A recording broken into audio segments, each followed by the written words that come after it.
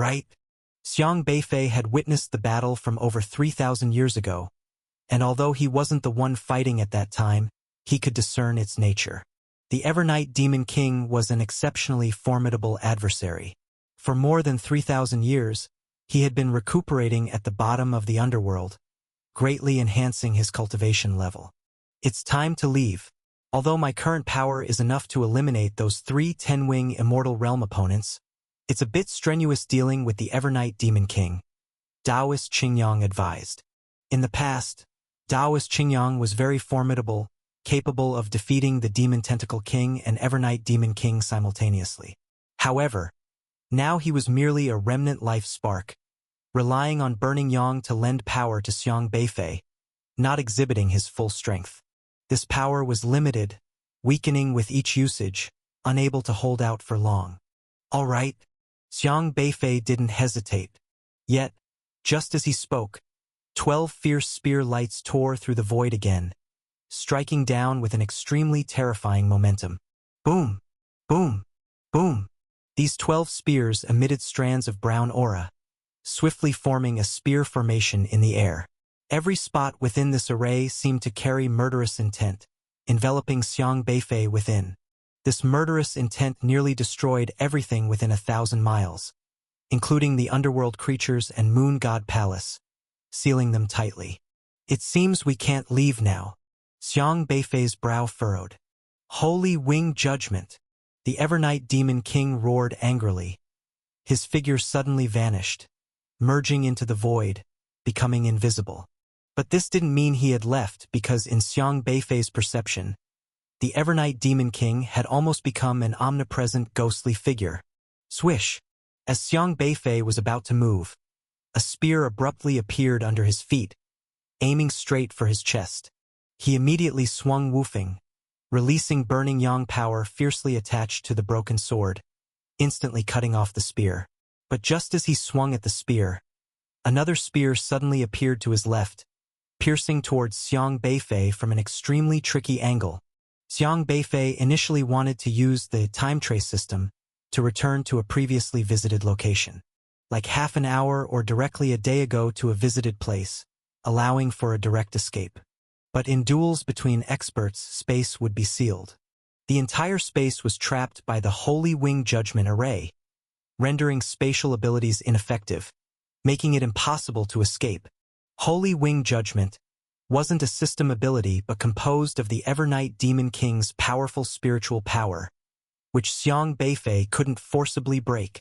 A light quickly flashed before his eyes, gathering into another system interface. Dao Master, Xiang Beifei, Dao Level, Phantom System, Realm, Immortal. This system was enough to turn his body into an ethereal shadow, avoiding any physical attack. However, he soon realized something was amiss. Puff! Xiang Beifei's body was directly pierced through the chest by a spear. Even though he transformed his body into a phantom, he still couldn't evade the spear attack. His orifice soul felt a halt.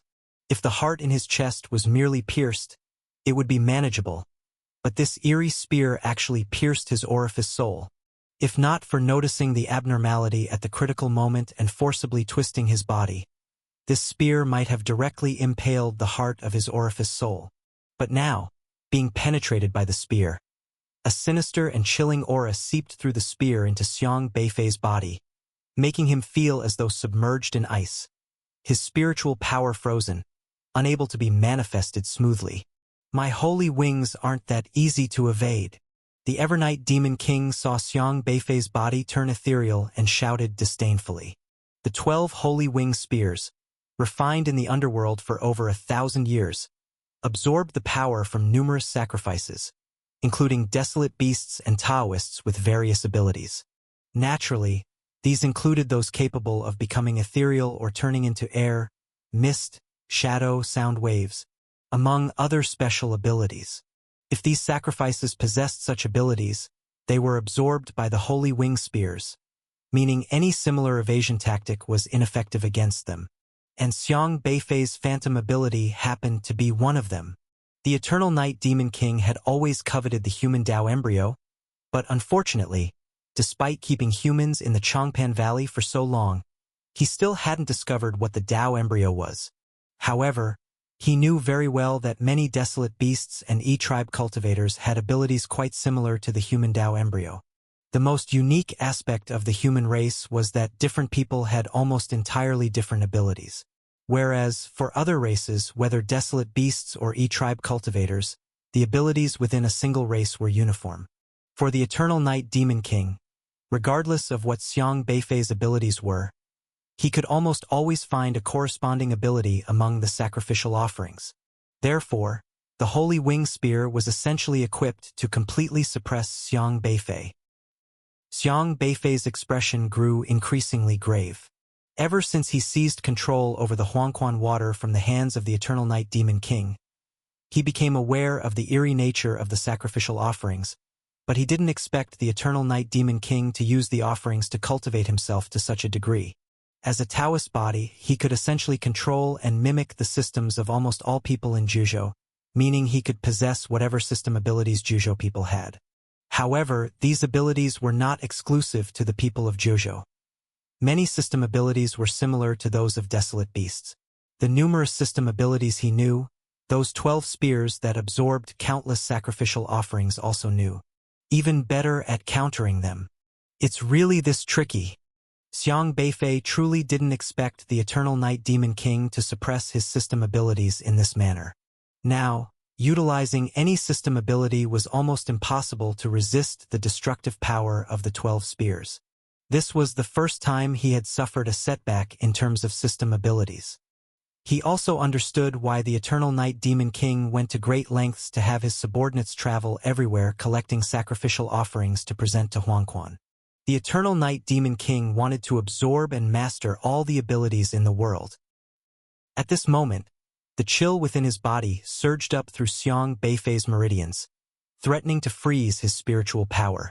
This chill was also a very eerie and powerful force, seemingly an ice of extreme cold from hell. Ordinary cultivators would likely perish immediately if entangled by this power. But within Xiang Beifei, flames of utmost strength and burning yang swiftly erupted. The power of burning yang forcibly ignited and expelled the chill, allowing Xiang Beifei's spiritual power to coalesce once more. However, just as he dispelled the frigid chill in his body, another spear appeared in the air, this time targeting his face. "Watch out!" Taoist Qingyang quickly shouted.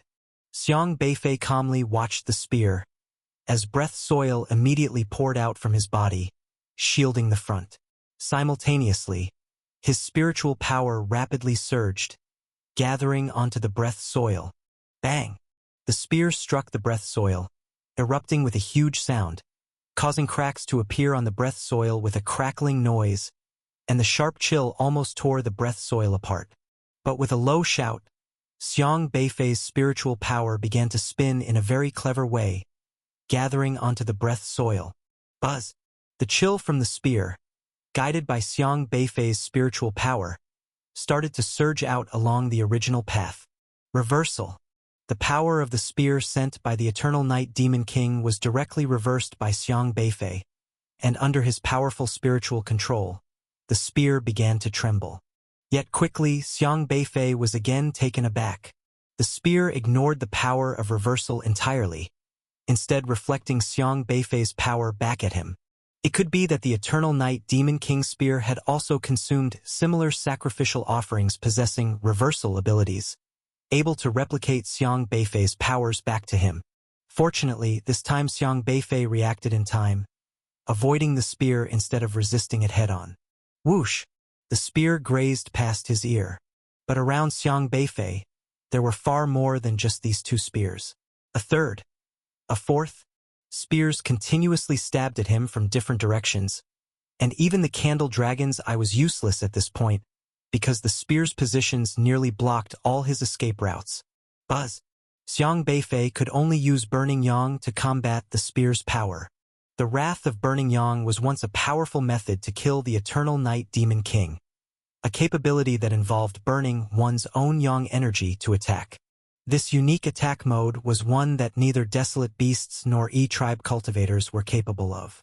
This meant that the Eternal Night Demon King had not yet found sacrificial offerings with abilities similar to Burning Yang, and thus the Holy Wing Spear could not fully counter the power of Burning Yang.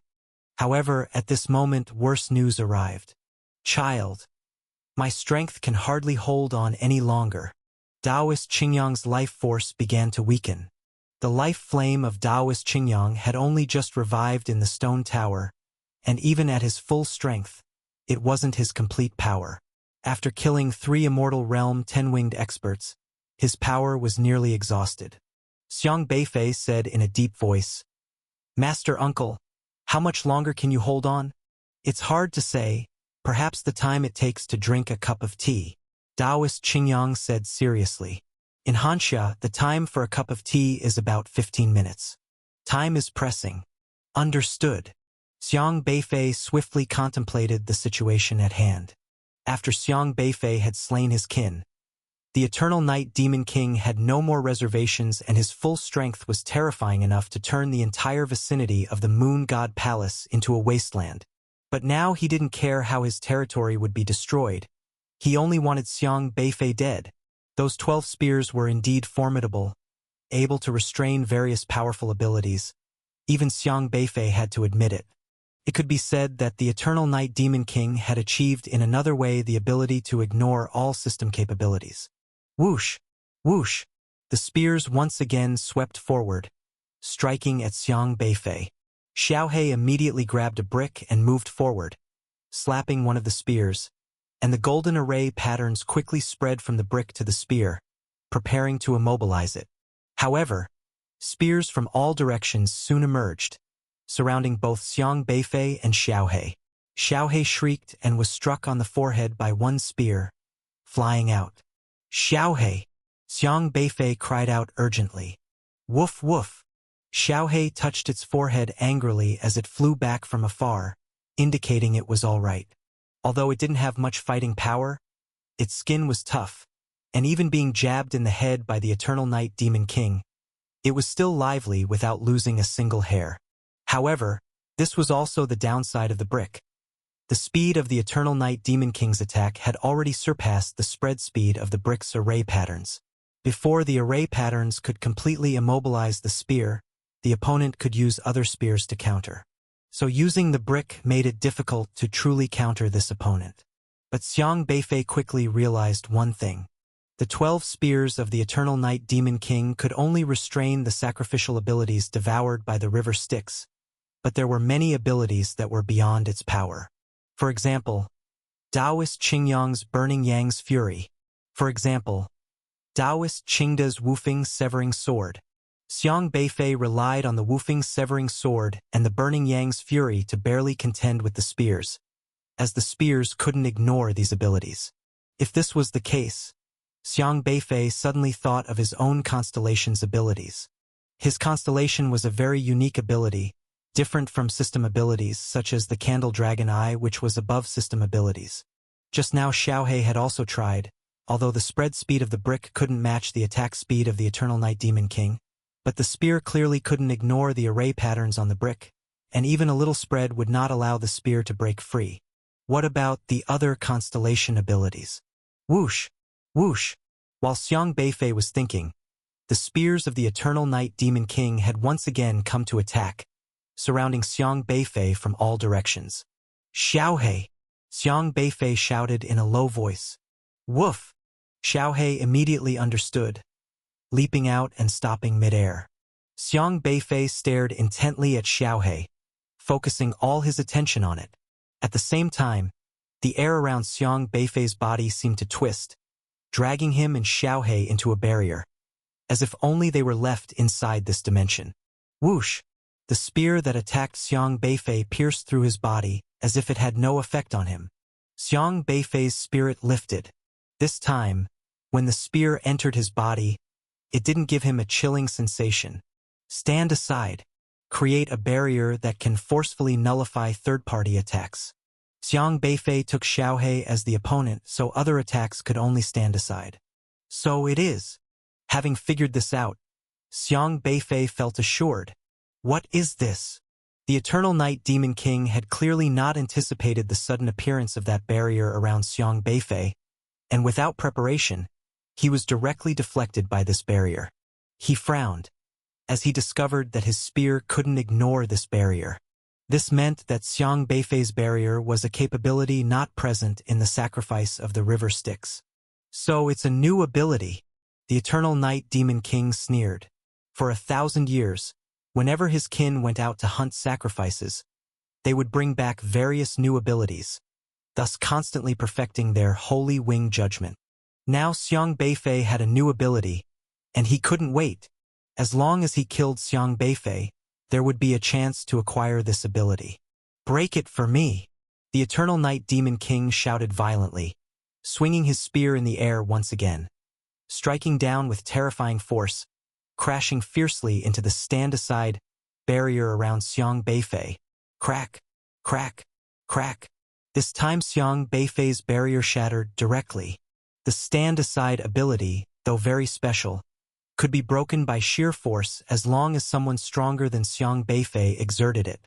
With the barrier broken, Xiang Beifei was not surprised. He had anticipated this situation. In fact, not only stand aside, but even respected as a criterion, an ability that creates a domain could be easily cracked. Nevertheless, he did not lose heart, for as long as he determined that the Eternal Night Demon King couldn't constrain his constellation abilities, he could seize some opportunities. Buzz! The power of the Candle Dragon's Eye unfolded once again, shrouding the entire area in an impenetrable darkness. You think you can escape like this? The Eternal Night Demon King shouted angrily. He was highly displeased with this sudden darkness because he couldn't locate Xiang Beifei in the night. But he was also aware that Xiang Beifei couldn't leave the Holy Wing judgment area. So he only needed to execute multiple strikes on this region. Whoosh! Whoosh! Whoosh! Countless spears swept out from where Xiang Beifei had just disappeared in a chaotic slaughter, nearly covering every corner of the Holy Wing judgment, making it impossible for Xiang Beifei to evade. Indeed, Xiang Beifei didn't even dare to hide in the Breath Soil Block because, with such dense attacks from the Eternal Night Demon King, the Breath Soil Block would surely be torn apart, and then the entire human race in Changpan Valley would perish. However, Xiang Beifei remained calm, merely waving his hand to instantly lay down layer upon layer of breath soil ahead of him. Swish!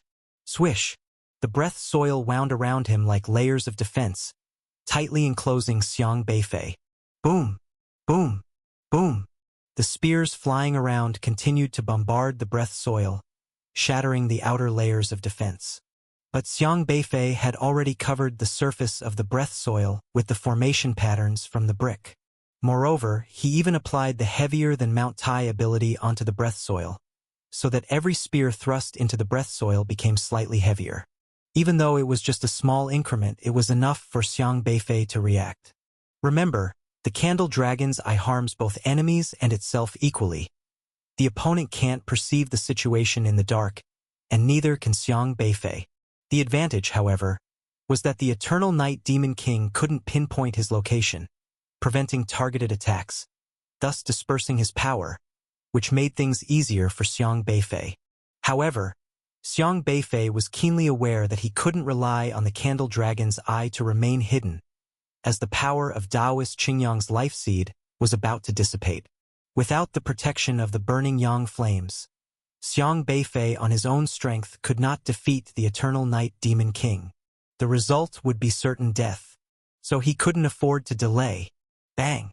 Bang! Bang!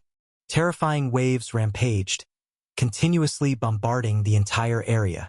The Eternal Night Demon King, intent on killing Xiang Beifei, struck with ruthless force, encompassing a radius of 1,000 miles within his killing range. Yet the coverage of Xiang Beifei's Candle Dragon's Eye was limited, probably no more than a few dozen miles, so the Eternal Night Demon King had already learned his lesson, charging beyond the range of the Candle Dragon's Eye, then manically bombarding the Candle Dragon Eye's domain. Within this 1,000-mile region, there was not a living soul, and no desolate beast could survive here. If any meat-winged monster had survived earlier, it wouldn't even have ashes left now. The breath soil around Xiang Beifei was continually shattered by the Eternal Night Demon King's spears but quickly reassembled, while he persistently shifted his position.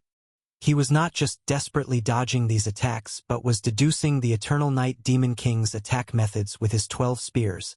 Learn by analogy. Xiang Beifei's eyes gleamed with a mystical light as the Yin-Yang Tu-Chi formula swirled endlessly. In reality, he couldn't see where the spears were coming from, but the protection of the breath soil provided him with information about the attacks, and each bit of breath soil destroyed formed a memory in his mind. This was akin to a blind person reading Braille, sensing the letters by touching the raised dots. Every place an Eternal Night Demon King's spear struck served as a point of Braille for Xiang Beifei, which he then consolidated into strategic information in his mind.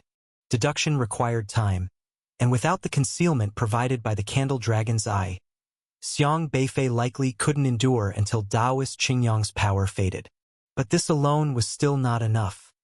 He needed a stronger ace. Xiang Beifei set his sights on the Lu constellation and Zhou constellation in the Spirit Gathering book.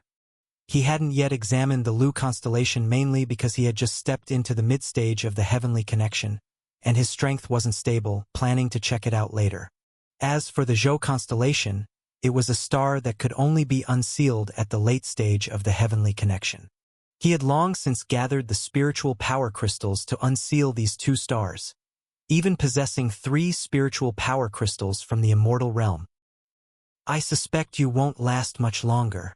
The Eternal Night Demon King coldly continued to bombard the area covered by the Candle Dragon's Eye, unable to detect what had happened to Xiang Beifei, but understanding that such dense attacks were unbearable for Xiang Beifei.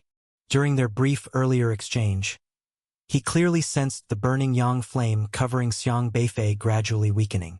With his 1,000+ years of experience, how could he not recognize that Xiang Beifei was leveraging the leftover power of Taoist Qingyang? Relying on external power to fight wasn't something unacceptable to the Eternal Night Demon King, given their race's belief that any means achieving the goal was justifiable. But this borrowed power would eventually dissipate, and as long as he continued to strike the opponent, exhausting his power, he would slaughter him directly. You are destined to die today. The Eternal Night Demon King increased the intensity of his attacks. The rampant spears seemed to rend the entire void. But at this moment, the darkness suddenly dispersed. Is he dead? The Eternal Night Demon King's eyes flashed with anticipation. He couldn't perceive that region's state, but if the darkness vanished, it likely meant he had blasted him to death.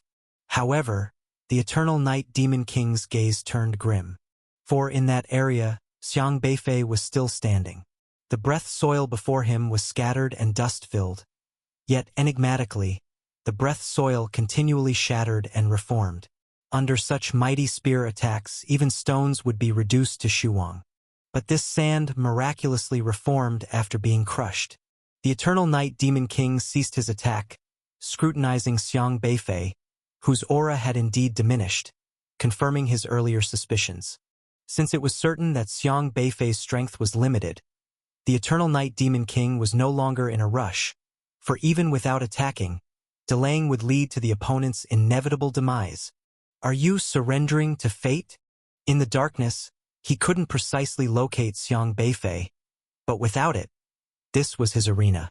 To the Eternal Night Demon King, Xiang Beifei forsaking his nocturnal cover to stand forth was a sign of recklessness.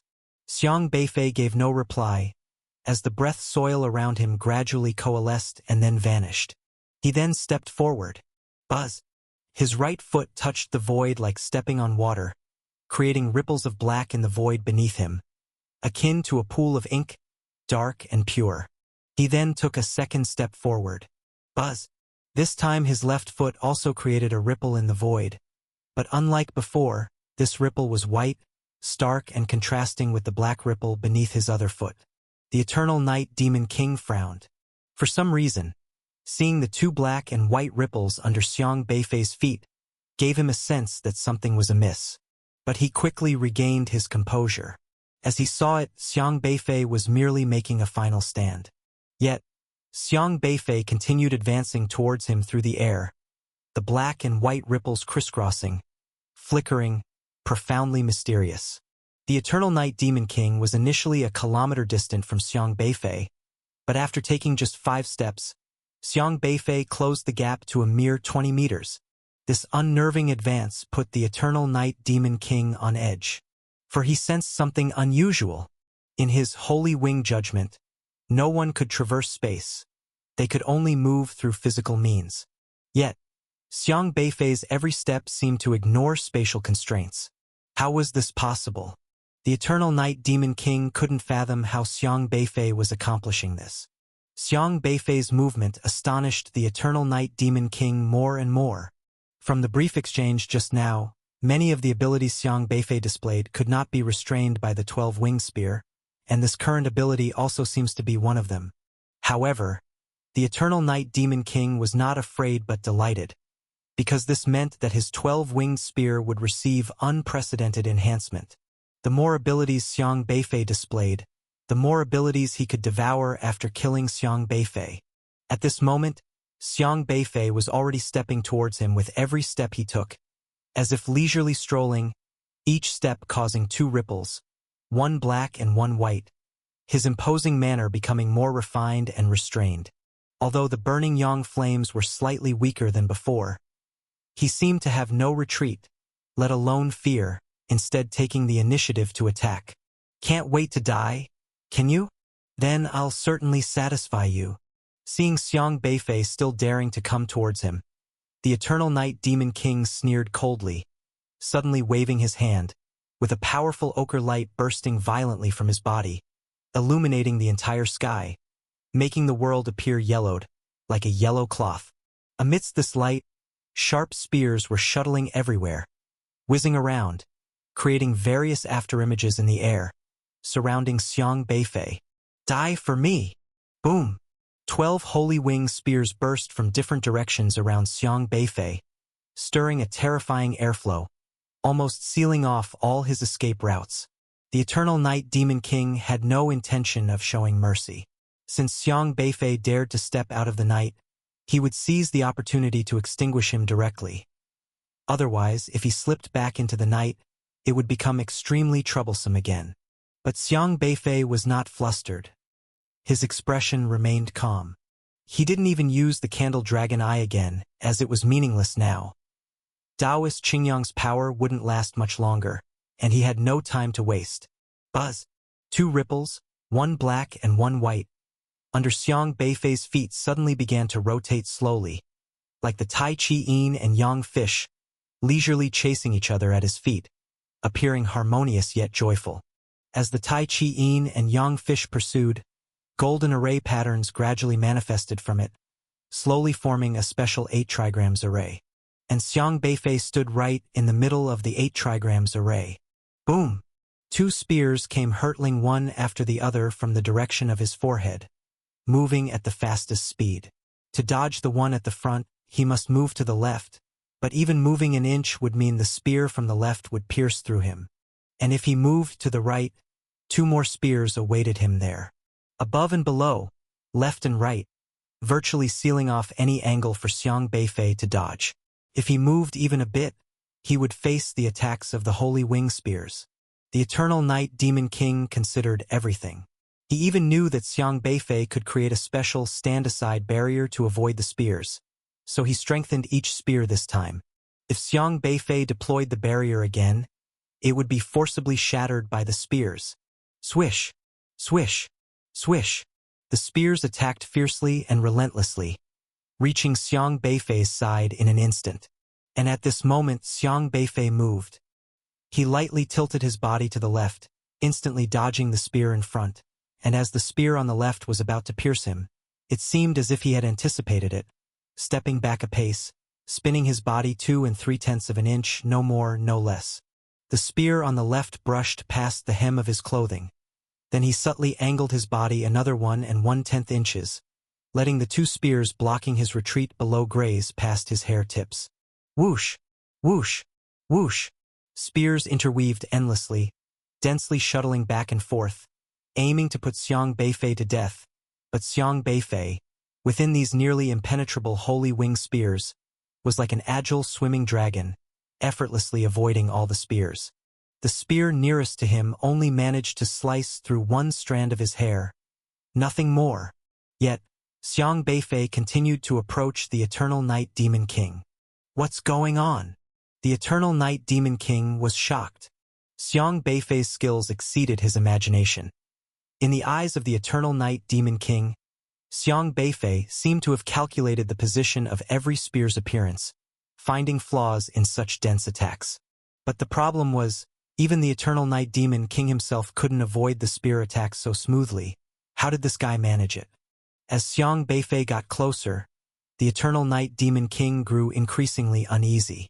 This unease came very suddenly. He even felt an indescribable oppression. Damn it! What am I worrying about? The Eternal Night Demon King cursed himself for overthinking, believing himself to be more imposing than Xiang Beifei, whose flames were gradually diminishing, his strength waning. Despite this self-assurance, strangely, Xiang Beifei brought him immense pressure. Buzz! Buzz! Spears continued to spring from various directions in the air, storming towards Xiang Beifei. Yet Xiang Beifei dodged them all one by one. To him, those cunning spears had become redundant, as he knew exactly from where each spear emerged and where the next moment it would aim. In the face of learn by analogy, these spears were completely seen through by Xiang Beifei. He then took another step, instantly arriving above the head of the Eternal Night Demon King. His eyes blazing with fire, staring at the Eternal Night Demon King. Swish! He waved his hand through the void in front, and a broken sword without a blade was drawn out from the void by him. The sharp brilliance of Wufeng flashed coldly, slicing toward the Eternal Night Demon King. The towering sword brilliance rose from the ground, splitting the entire yellow sky in two, with a fierce force crashing down. The Eternal Night Demon King's gaze turned heavy because this sword was very bizarre.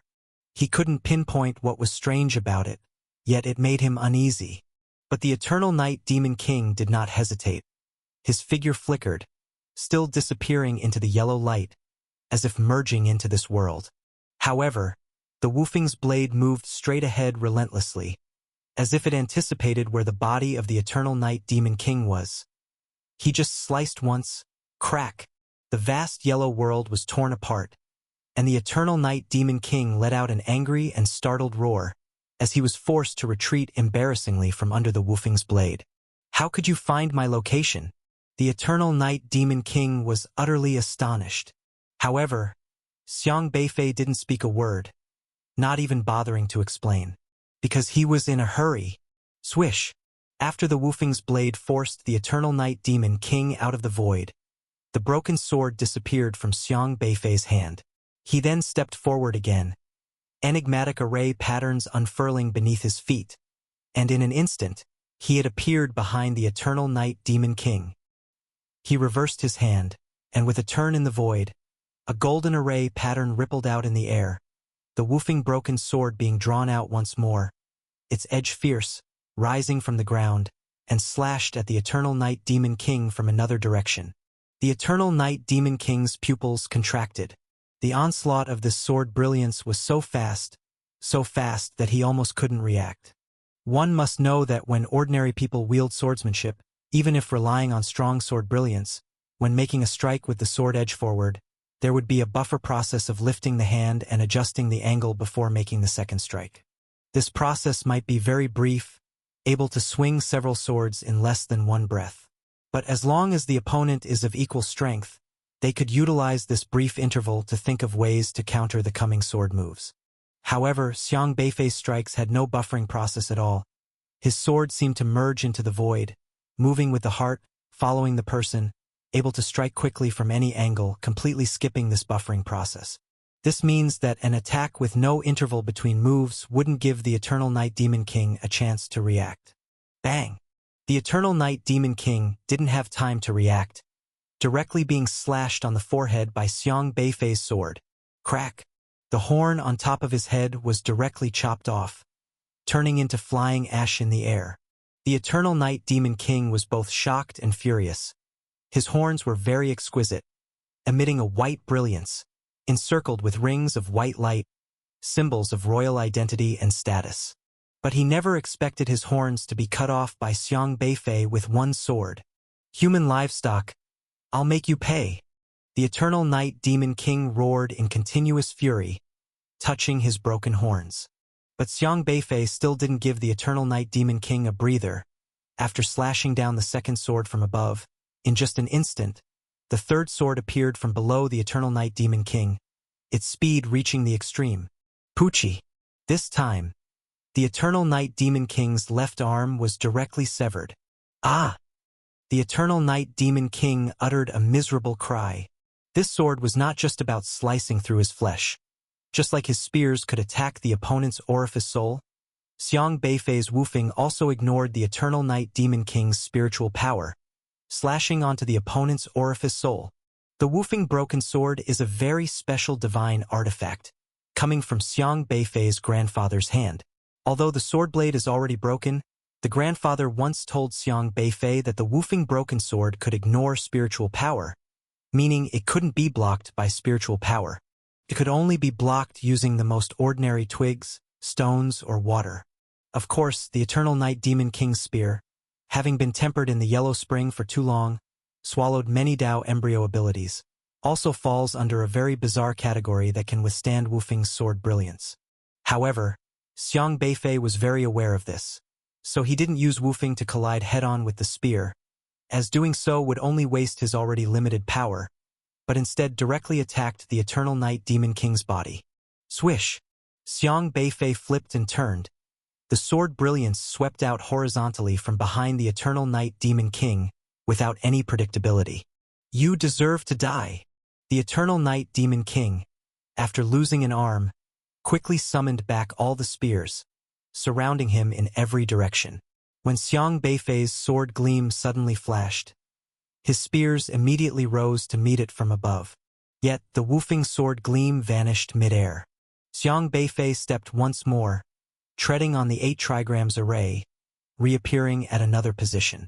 At the same moment, the woofing sword gleam slashed toward the Eternal Night Demon King. Slash! The Eternal Night Demon King's right arm was severed in response. Ah! The Eternal Night Demon King roared in pain again. The wound to the orifice soul was incredibly terrifying. At this level, he couldn't possibly withstand such injuries completely. He was beginning to panic. Never been this panicked before. He knew clearly that up to this point, his power and cultivation were undoubtedly superior, keeping Xiang Beifei firmly under his thumb. If he forcibly struck, Xiang Beifei would be no match for him. However, Xiang Beifei always avoided his sharp attacks, clearly grasping the Eternal Night Demon King's methods and reaction abilities. Regardless of the direction from which he launched his spears, they were all under Xiang Beifei's control. Even his arms were severed consecutively. This made the Eternal Night Demon King unable to parry for a moment, feeling as though his strength was in vain. Damn it! The armless Eternal Night Demon King was utterly enraged. He knew he could no longer use the Holy Wing Spear for active attacks but had to resort to a passive defense. That's right, your strength can't possibly last much longer. The Eternal Night Demon King, despite the pain in his orifice soul's arms, endured the agony and understood the current situation. Xiang Beifei's power was gradually weakening. As long as he blocked the remaining attacks, once the opponent was exhausted, it would be his time to counterattack. Whoosh! Whoosh! Whoosh! The spears that were darting wildly in the air were all summoned back in an instant by the Eternal Night Demon King.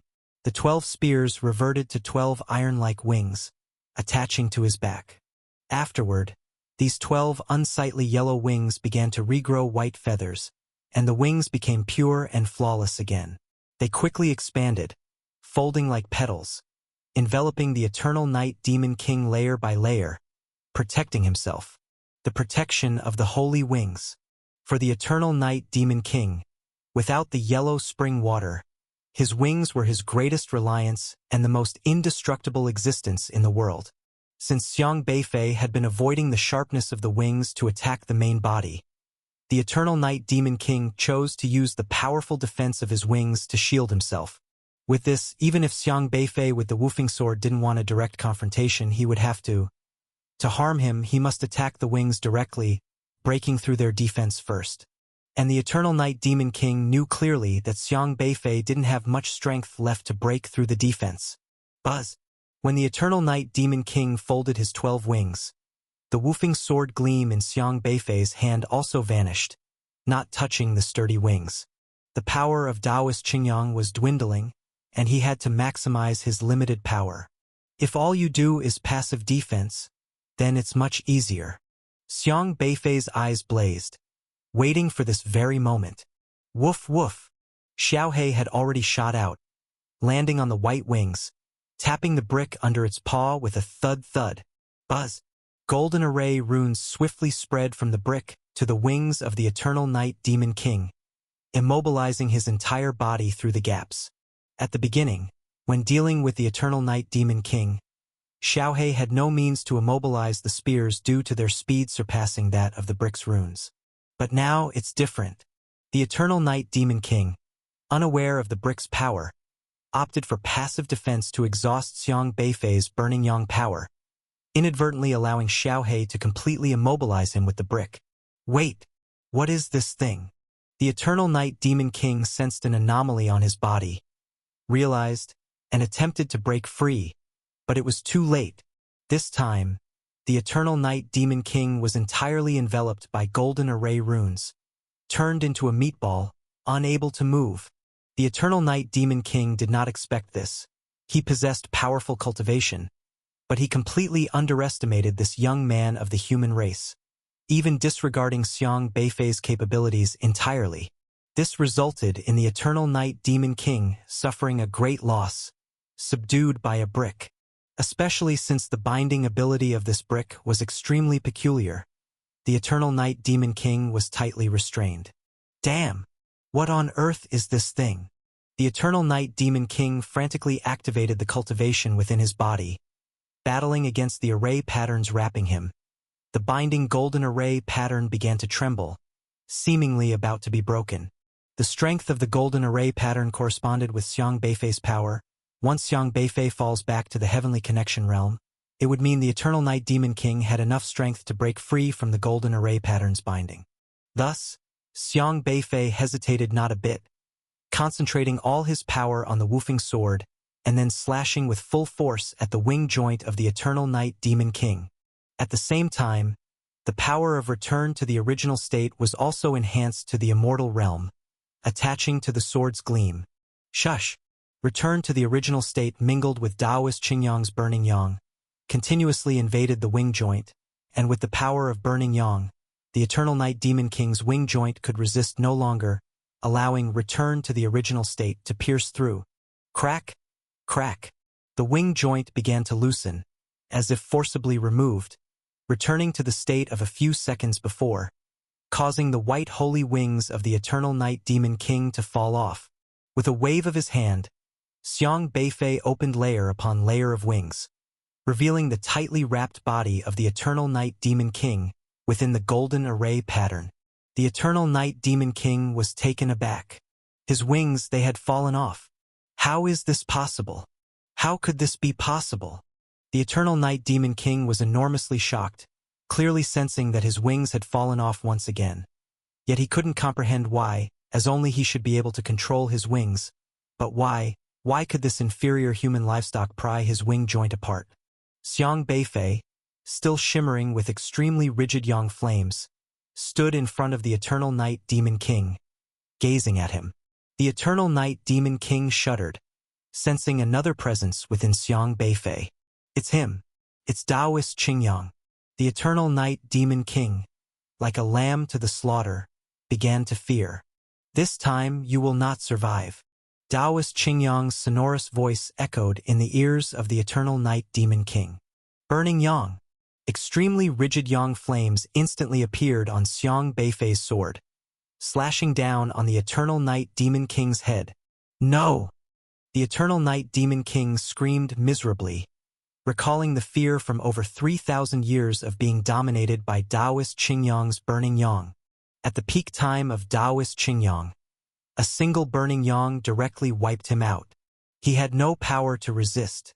Although the Eternal Night Demon King eventually came back to life, The pain felt at the moment of death was extremely intense, etched deep into his memory, unable to be forgotten even before his death. And this time, without the protection of the underworld, he could never survive again. Breaking through the hard wing defenses, the Eternal Night Demon King's head was chopped off.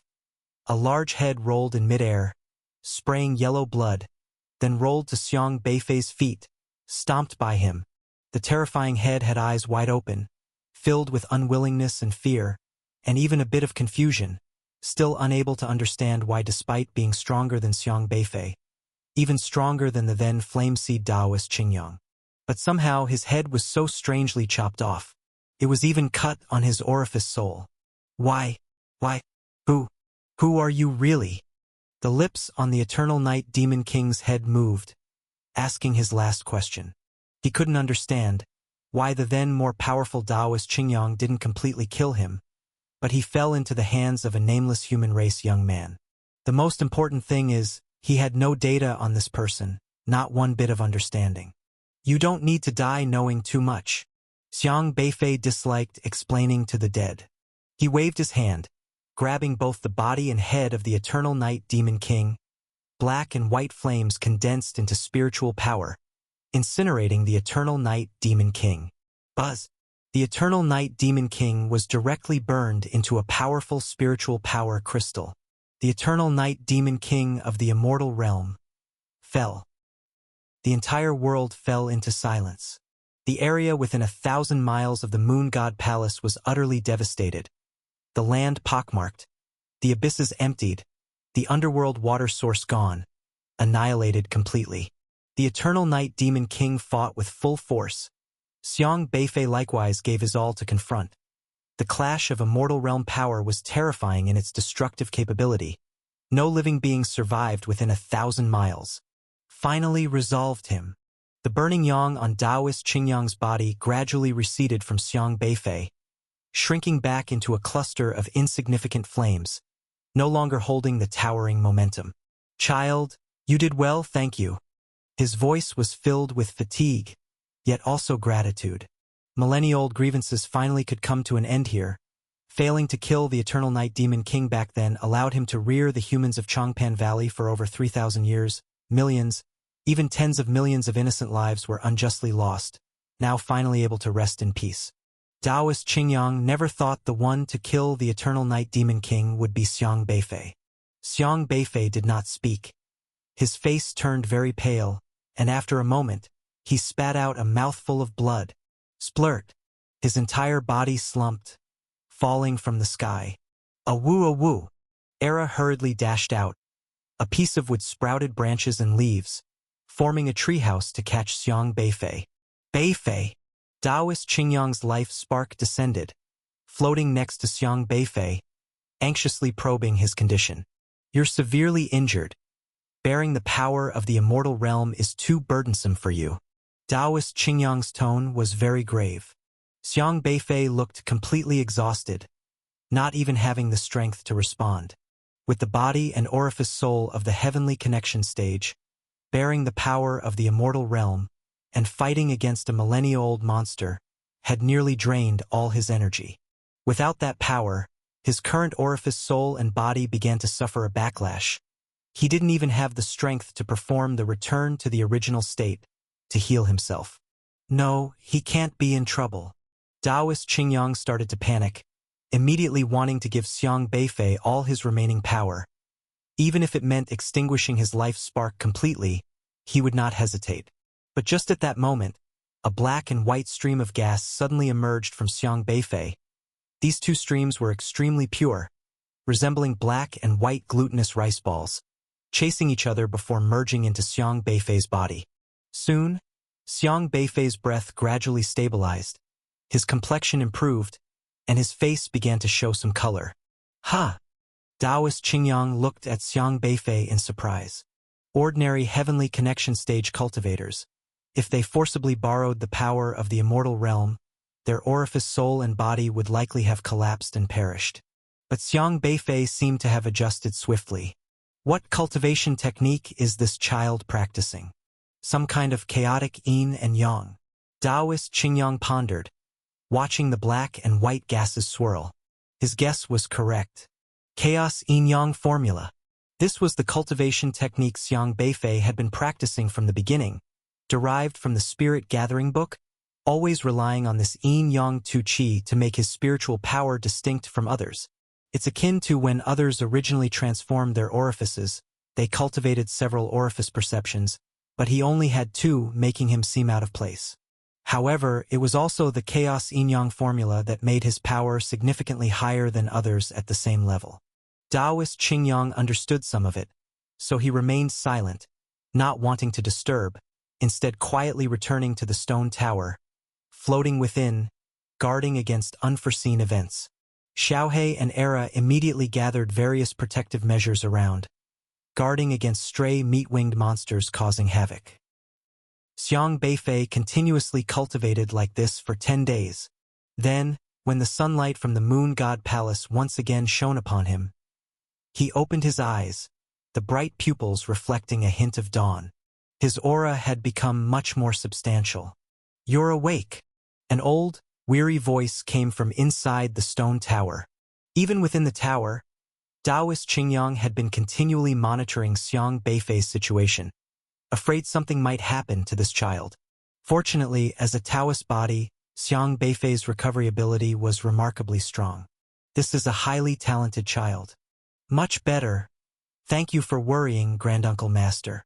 Xiang Beifei sat up, exhaling a mouthful of turbid air, stretching as if nothing had happened.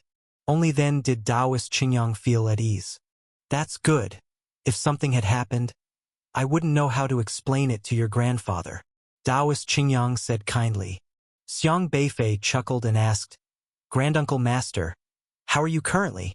I don't know if I still count as a person, but I can no longer provide you with the power of the immortal realm, Taoist Qingyang said with a bitter smile.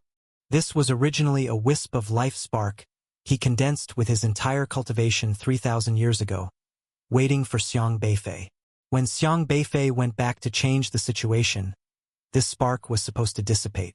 But accidentally, Xiang Beifei placed it inside the stone tower, allowing it to regain some consciousness. But it's just consciousness, he can't restore his body. However, Taoist Qingyang was rather open-minded. Reaching this point was already an unexpected delight. A moment later, he added, You've improved your cultivation rapidly. Xiang Beifei clenched his fist. A deep, restrained aura slowly flowed outward, saying, A blessing in disguise, I've been lucky. After this cultivation journey, he had stepped into the late stage of heavenly connection. That's normal. Taoist Qingyang seemed to accept it readily. He had never seen someone like Xiang Beifei cultivate so quickly. Even he took over 100 years to reach the immortal realm. And he knew clearly that Xiang Beifei had only practiced for 6 or 7 years. Such terrifying cultivation speed amazed him. But considering this child is a Taoist body, even if hard to accept, he must. The upcoming matters you'll have to face on your own. As for how to step into the immortal realm, I don't even have the qualifications to guide you. You'll need to explore on your own, Taoist Qingyang said helplessly. Why?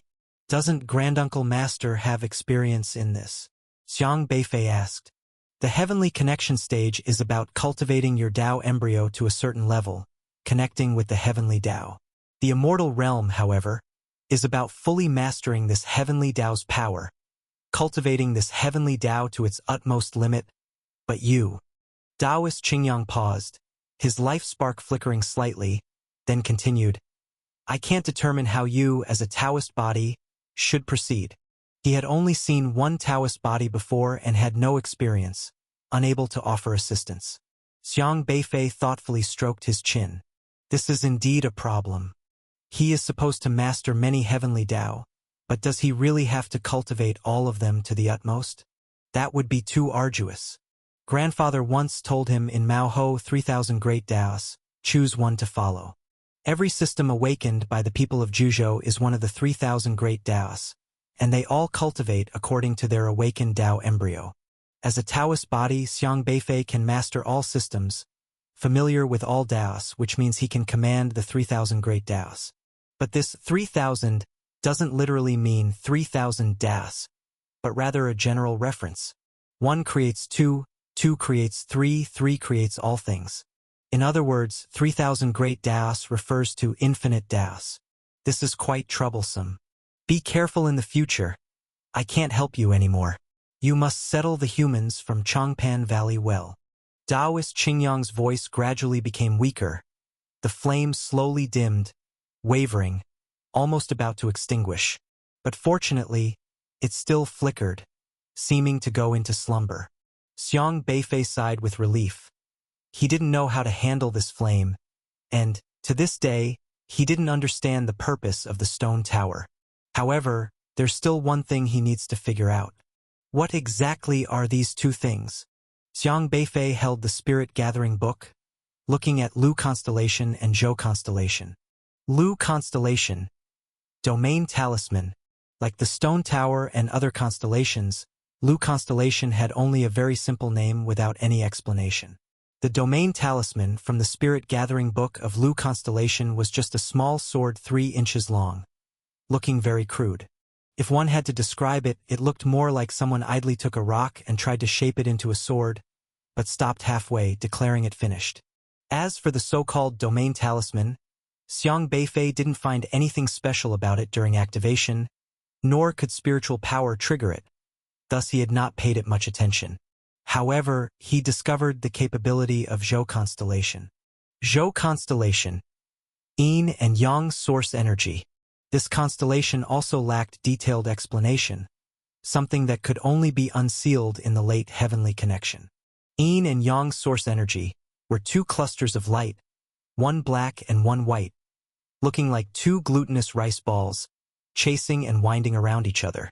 It was also these 2 spheres of Yin and Yang that actively helped cultivate the Qi formula within his body when Xiang Beifei was exhausted, restoring his nearly collapsing orifice soul.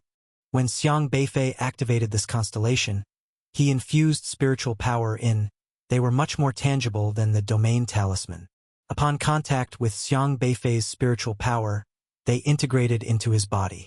Immediately, Xiang Beifei felt as if a certain indescribable ethereal power suffused his body, allowing him to take a step and ignore the blockade of the Eternal Night Demon King, which was also key in helping him defeat the Eternal Night Demon King. Yin and Yang source energy. What is it? Xiang Beifei looked at the 2 black and white rice balls in his palm. Due to time constraints facing the Eternal Night Demon King, he hadn't had the chance to observe them closely. He reached out his fingers trying to pinch the black energy, but his fingers passed through the black glutinous rice ball. This seemed to be an intangible and shapeless thing, unable to be grasped, only led by spiritual power. When Xiang Beifei used his spiritual power, the 2 agile black and white glutinous rice balls would follow him. Does the yin-yang energy have any relation to my chaos yin-yang formula? Xiang Beifei pondered deeply. These 2 strange energies didn't have any attack power and were actually very gentle in nature. Xiang Beifei originally only had a cultivation level at the mid-stage of the heavenly connection, while this energy belonged to the later stage. Without the life seed of Taoist Qingyang's support, he was supposed to be at his weakest. Ordinary stars, like Era, always thought of taking advantage when Xiang Beifei's strength wasn't as high as theirs. But the yin-yang energy was different. Instead, it was helping Xiang Beifei heal his injuries. Xiang Beifei couldn't help but try to pinch the 2 energies again, but he grasped nothing. His fingers passed through without feeling anything. When he used his spiritual power to absorb the 2 energies into his body, the yin-yang energy seemed to help him see through all the truths of the world, ignoring any barriers. Is it true that all things in the world come from yin and yang? For the time being, Xiang Beifei couldn't delve into the more powerful aspects of this thing, so he put down the 2 energies, ready to deal with a more important matter. Helian Zheng. In the past, Helian Zheng, as the unrestrained, suddenly left Juzhou after talking with Comrade Xiang Tianqing and was trapped here 10 years later. Xiang Beifei needed to figure out what Comrade Xiang Tianqing had said. He took out the breath soil cube, which he had always kept very safely. Over 10,000 people in Changpan Valley were within it, and no mistakes could be afforded. In the vast wilderness of the breath soil, many stone houses stood in an orderly fashion, with all kinds of flora growing beside them. Xiang Beifei had directly moved all the houses of Changpan Valley here, including the farmland cultivated by the villagers, and had deliberately established a granary for storing food. The food here was plentiful, enough to feed the 10,000 people of Changpan Valley for a year. In the Breath Soil Cube, everything was essentially the same as in Changpan Valley. The passing of time and the alternation of day and night were all realized through the use of formation by Xiang Beifei. Although it was like a prison with no possibility of free entry or exit, this was not a bad thing for the people of Changpan Valley, as they previously dared not leave the valley easily. At this moment, Jiang Shan and Uncle Liang Si were anxiously waiting at the village entrance. Since being sent here from the Moon God Palace, 10 days had passed. They had no idea what was happening outside and could do nothing but anxiously watch a heap of strange black trees that had been suddenly sent in. The black trees growing on the bodies of desolate beasts and cultivators scared them greatly. When they first arrived, Zhang Feng, as the clan leader, had even led the village hunters to pick up bows and arrows in preparation to attack. Later on, seeing these tree-laden figures half dead and mostly disabled, they refrained from acting. But now, these were all surrounded by everyone, with a set number of people arranged to monitor them daily. I wonder how Brother Beifei is doing now. It's been over 10 days. Zhang Feng guarded the groaning black wood, never letting go of his bow and arrow, but he was also worried about Xiang Beifei. Did he really go to fight the Eternal Night Demon King? That's not a joke. Jiang Shan showed a worried expression. Xiang Beifei had informed them of the power of the Eternal Night Demon King, explaining the Demon King as a deity. They didn't understand the extent of such a battle, but they knew it was extremely dangerous. Brother Beifei will definitely be okay. Uncle Liang Si sat on a large stone at the village entrance, taking a drag on his pipe, and said firmly. In truth, he was also uneasy, but now he had to believe that way, as the fate of everyone in Changpan Valley was in Xiang Beifei's hands. If something happened to Xiang Beifei, the over 10,000 people here would essentially be doomed. Grandpa Liang Si, can Brother Beifei defeat that big bad guy? With her hair tied up high, Arya blinked her eyes, asking innocently. A group of children, curious and restless, was also around the village entrance. They had nothing to do now and loved to follow Uncle Liang Si to hear stories. Last time, Uncle Liang boasted about how he followed Xiang Beifei into the lair of the meat-winged monster and returned unharmed, earning the admiration of these kids. Uncle Liang Si tapped his pipe against the stone, saying, "Don't worry, girl. Brother Beifei can beat it. That meat-winged monster only has 12 wings, right? Our Brother Beifei can definitely break them one by one and use them as firewood." But Dad said that big bad guy is really powerful. Arya whispered. "Not as powerful as our Brother Beifei," Uncle Liang Si blurted without thinking. Arya looked at Uncle Liang Si's pipe, whispering, "Didn't Grandpa Liang Si say that this pipe is a magic weapon specially designed to deal with the meat-winged monster? So, wouldn't it be better if Grandpa Liang Si went to help Brother Beifei?" "Ah, well." Uncle Liang Si secretly wiped his brow. He often told the kids in the village stories of how his pipe returned the meat-winged monster to its original form, making it sound like a divine weapon created specifically to combat the meat-winged monster. Many kids believed his tales and held great admiration for the pipe. Yeah. Grandpa Liang Si, hurry and use the pipe to deal with those meat-winged monsters. Yeah. Go help Brother Beifei defeat the big bad guy. Then he can come back sooner. Quite a few children at the village entrance were clamorously teasing, eagerly wanting to see the divine weapon in Uncle Liang Si's hands come to life. Uncle Liang flushed red upon being teased by this group of mischievous children, coughed twice and said, "I can't just hand over this pipe. It's to protect all of you. What if the meat-winged monster comes? But Brother Beifei needs our help more than we do." Yeah. Grandpa Liang, hurry and help Brother Beifei. We can't let him face danger alone. The children's hearts were always innocent. Now, in their eyes, Xiang Beifei had become the great hero of Changpan Valley, and they were all worried about his safety. If Grandpa Liang is too scared to go, then lend me the pipe. I'll go help Brother Beifei. The tiger-headed, chubby De Zhuang stepped forward and said, I'll go too. I'll go too. If Grandpa Liang doesn't dare to go, we'll go. A lot of children declared seriously one after another. Uncle Liang couldn't maintain his composure and gruffly responded, Go where? Stop making trouble. Who said I don't dare? If I pick up the pipe, I can knock down 10 meat-winged monsters.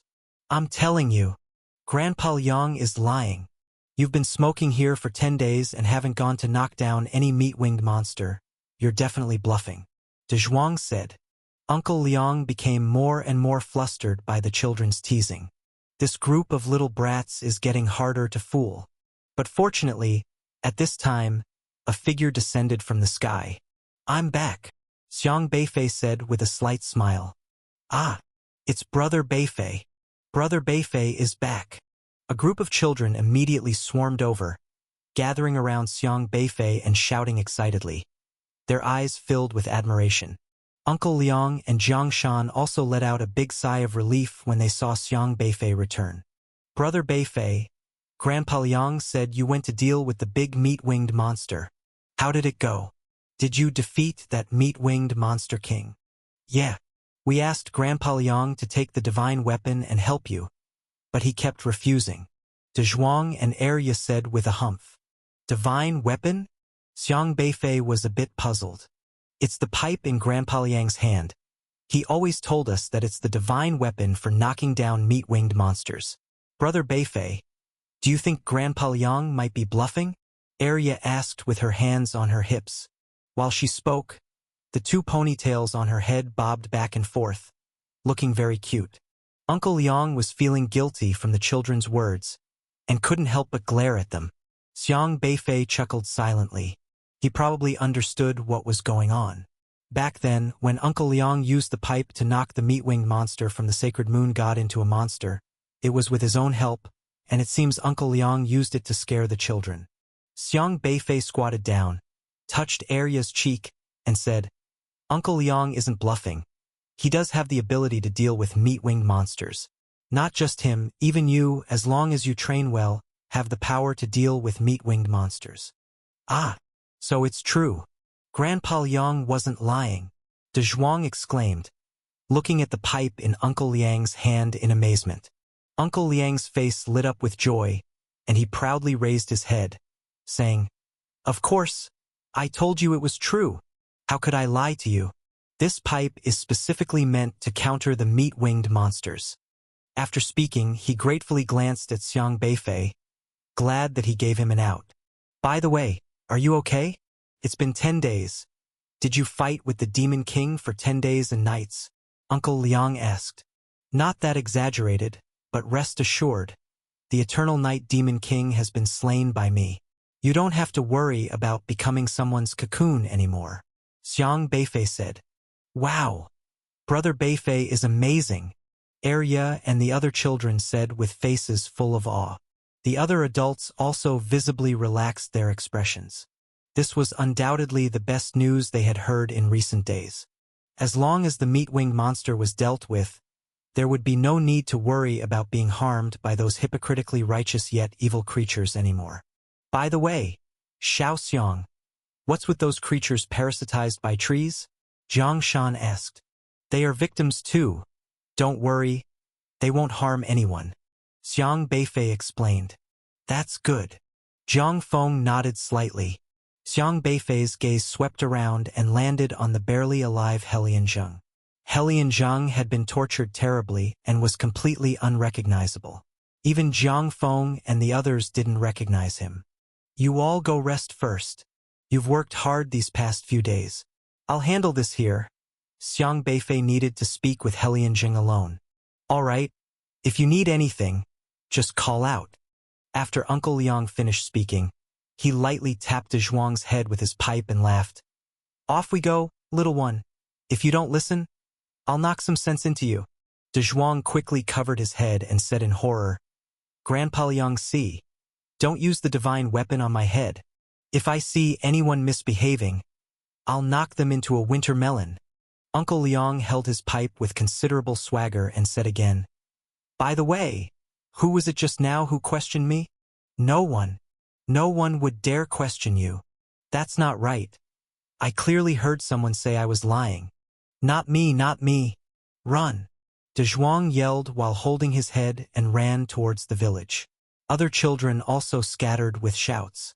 Uncle Liang hummed as he followed behind, swinging his pipe with a whoosh. Jiang Feng and Jiang Shan also laughed as they watched the group of children and followed them back to the village.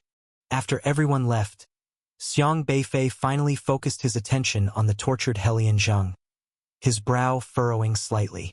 He had Era remove the black tree from Helian Zheng and then began to use Return to the Original State to heal Helian Zheng's injuries. Helian Zheng's limbs were severed, and even his tongue and eyes were gone. But these issues were not a problem for Xiang Beifei. Physical recovery was quite easy. At their level, physical trauma was not the main concern. Even losing one's head wasn't a big issue. The important thing was to keep the orifice soul intact. When the Eternal Night Demon King tortured Helian Zheng, it was not only physical torture, but he also severely damaged Helian Zheng's orifice soul.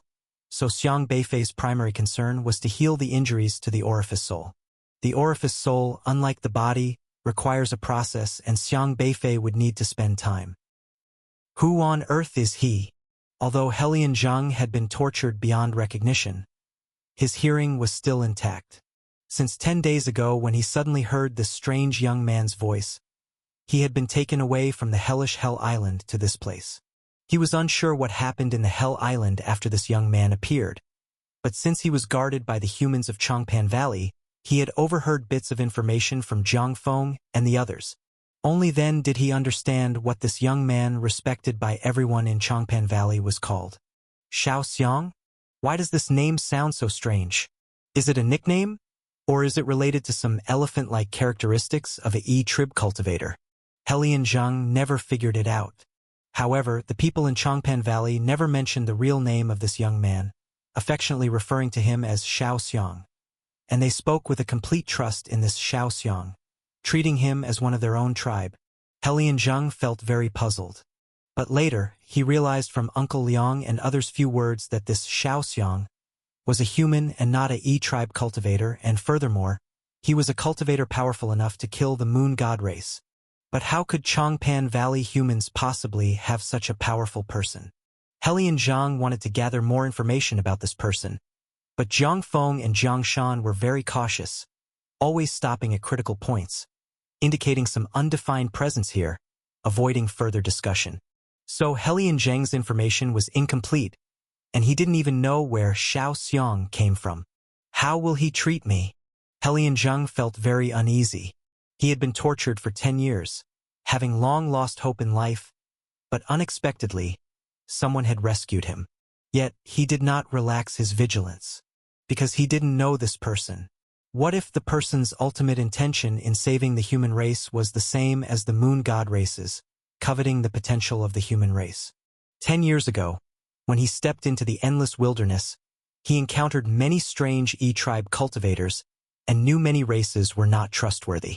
The Moon God race initially disguised themselves as benevolent divine envoys to gain the gratitude and trust of the Changpan Valley human race, while using their true form as meat-winged monsters to harm the human race. If this Xiao Xiang was also ostensibly coming to rescue Changpan Valley, but actually had the same intentions as the meat-winged monsters? Helian Zheng dared not blindly trust anyone now. Helian Zheng had been hearing Uncle Liang enthusiastically talk about Xiao Xiang these past few days, praising him constantly, as if he had regarded Xiao Xiang as the new savior. This feeling was akin to when Helian Zheng first arrived at Changpan Valley, where the humans kept in captivity were grateful for the blessings from the Moon God race, always chanting, "Divine Lord bless us," without fail. Back then, Changpan Valley also had unwavering belief in the blessings of the Moon God race. Now in this vast, desolate realm, a new savior had arrived, and there was great admiration for Xiao Xiang. Helian Zheng was worried that this new savior Xiao Xiang might become the next Divine Lord bless us, and that the fate of Changpan Valley would ultimately be nothing more than climbing out of one pit and falling into another. If this is the case, I fear the humans of Changpan Valley will suffer once again, alas. Helian Zhang couldn't help but feel worried about the fate of the human race in Changpan Valley and felt a deep sense of guilt. Faced with such matters, he lacked the ability to protect his kind. But just at that moment, he felt a mystical aura gradually spreading across his soul, healing it, and his soul was, remarkably, being restored. Restoring the soul? How did he manage it? Helian Zhang was increasingly astonished. Damage to the soul is extremely tricky for any cultivator, and repairing it requires a huge cost.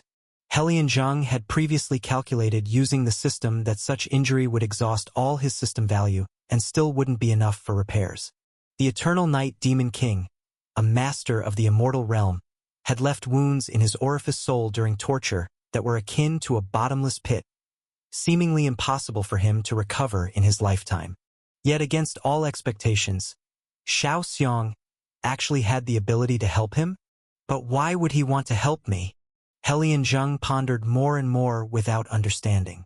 Was he looking to uncover secrets about the human race from him, or perhaps about the moon god race? Was this the purpose of his rescue?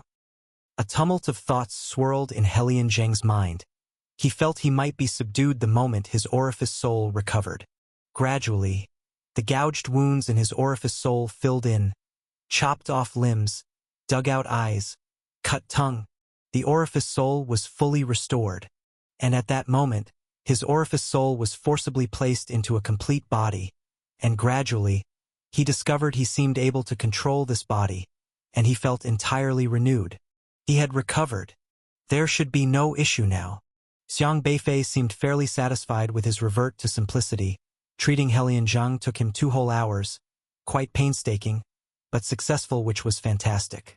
Helian Zhang abruptly opened his eyes, staring in astonishment at the young man known as Xiao Xiong. It was his first time seeing the other's true appearance. A sunny, handsome young guy with a clean face and a pair of eyes, incredibly clear, without any impurities. Could even see his reflection distinctly in those bright eyes. Most importantly, this young man's appearance seemed somewhat familiar, though for the moment, Helian Zhang couldn't ascertain where he had seen it before. Who are you? Helian Zhang looked warily at Xiang Beifei while moving his body, checking every part of it to see if there were any signs of restraint. But there was none. Absolutely nothing. He felt no discomfort in his body. His physical condition had returned to how it was 10 years ago, even better than 10 years back. This young man really hadn't tampered with him? I'm Xiang Beifei. Xiang Beifei. Helian Zhang was slightly taken aback. Why does this name sound so familiar? Quickly, he suddenly recalled something. His pupils slightly contracted. Xiang Beifei. Xiang Tianqing's son is named Xiang Beifei. As unrestrained, he naturally knew about these things. Back then, in order to invite Xiang Tianqing to be unrestrained's leader, he had investigated Xiang Tianqing's background. However, he distinctly remembered 10 years ago Xiang Tianqing's son was still just a rebellious kid, 12 or 13 years old, now barely over 20, altogether awakening the system for only 4 or 5 years. How could he possibly appear here? You're lying. Who are you really? Helian Zhang couldn't believe that a young man who had awakened the system for only 4 years could be in this place. It's crucial to understand this location is millions of miles away from Juzhou. Extremely distant. Aside from masters of the Heavenly Connection realm, no one from Juzhou would come here. Even if Xiang Beifei awakened the UR system, for years would not be enough time to achieve the Heavenly Connection realm. This person capable of storming through the moon god race must be of the Heavenly Connection realm, but definitely couldn't be Xiang Beifei. Helian Zhang stared hard at Xiang Beifei. Back then, underestimating the Changpan Valley human race's faith in the moon god race resulted in being betrayed by them, and later being tortured by the Eternal Night Demon King for 10 years. It didn't break his spirit but made him even more vigilant. Xiang Beifei shrugged, smiling slightly. Looks like you doubt my identity. You don't even think of impersonating him. Helian Zhang stood up, a surge of spiritual power rising from him, glaring at Xiang Beifei. But though his orifice soul and body had recovered, his spiritual power needed to be cultivated by himself, still very weak, hardly posing any threat to Xiang Beifei. Xiang Beifei chuckled wryly, rubbing his forehead, saying, You distrust me. That's troublesome. I didn't see you when I was in Zhuozhou either. Helian Zheng frowned. This guy knows about the existence of the Zhuozhou. Even the Eternal Night Demon King is unclear about the affairs of Zhuozhou. He protects the secret of Zhuozhou very well. Who exactly are you? Helian Zheng couldn't see through Xiang Beifei, nor could he immediately trust him. Even if I told you, you wouldn't believe it. How can you verify my identity? That old man Xiang Tianqing, who your unrestrained Jiaoluo designated as the next leader. Does that prove anything? Helian Zheng was suddenly startled. Xiang Beifei continued to talk to himself. My old man rejected your invitation, but later he went to find you too, one called Helian Zheng, the other Mu Chengxiang. Then you both inexplicably went to the Wildlands. Speaking of which, my old man also left Zhuozhou later, and I'm planning to come out this time to find that troubling guy and drag him back home. I didn't expect to find you first. You! Helian Zheng started to become bewildered. The other party knew the details about many things, including the events about him and another person, but why the latter words about Xiang Tianqing sounded a bit strange? A son coming out to find his troublesome father, to drag him back home? Something seems off? Of course, this isn't really convincing either. If I find an unrestrained and force them to tell the truth, I can still pry these secrets out of their mouths. It's wise not to trust me. In this place, you really can't trust others casually. Xiang Beifei continued, spreading his hands and talking to himself. That makes it tricky. I have no way to prove myself.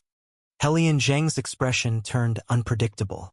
How strange this kid is, saying all his words, so what should he say? But soon Xiang Beifei laughed again and said, I know you're called Helian Zheng, and I know some of your past. To be honest, if I really wanted to probe some things from you, you couldn't stop me. Like, how old are you this year? 192 years old. Helian Zheng blurted out almost instinctively, without any hesitation, as if eager to respond to any question Xiang Beifei posed.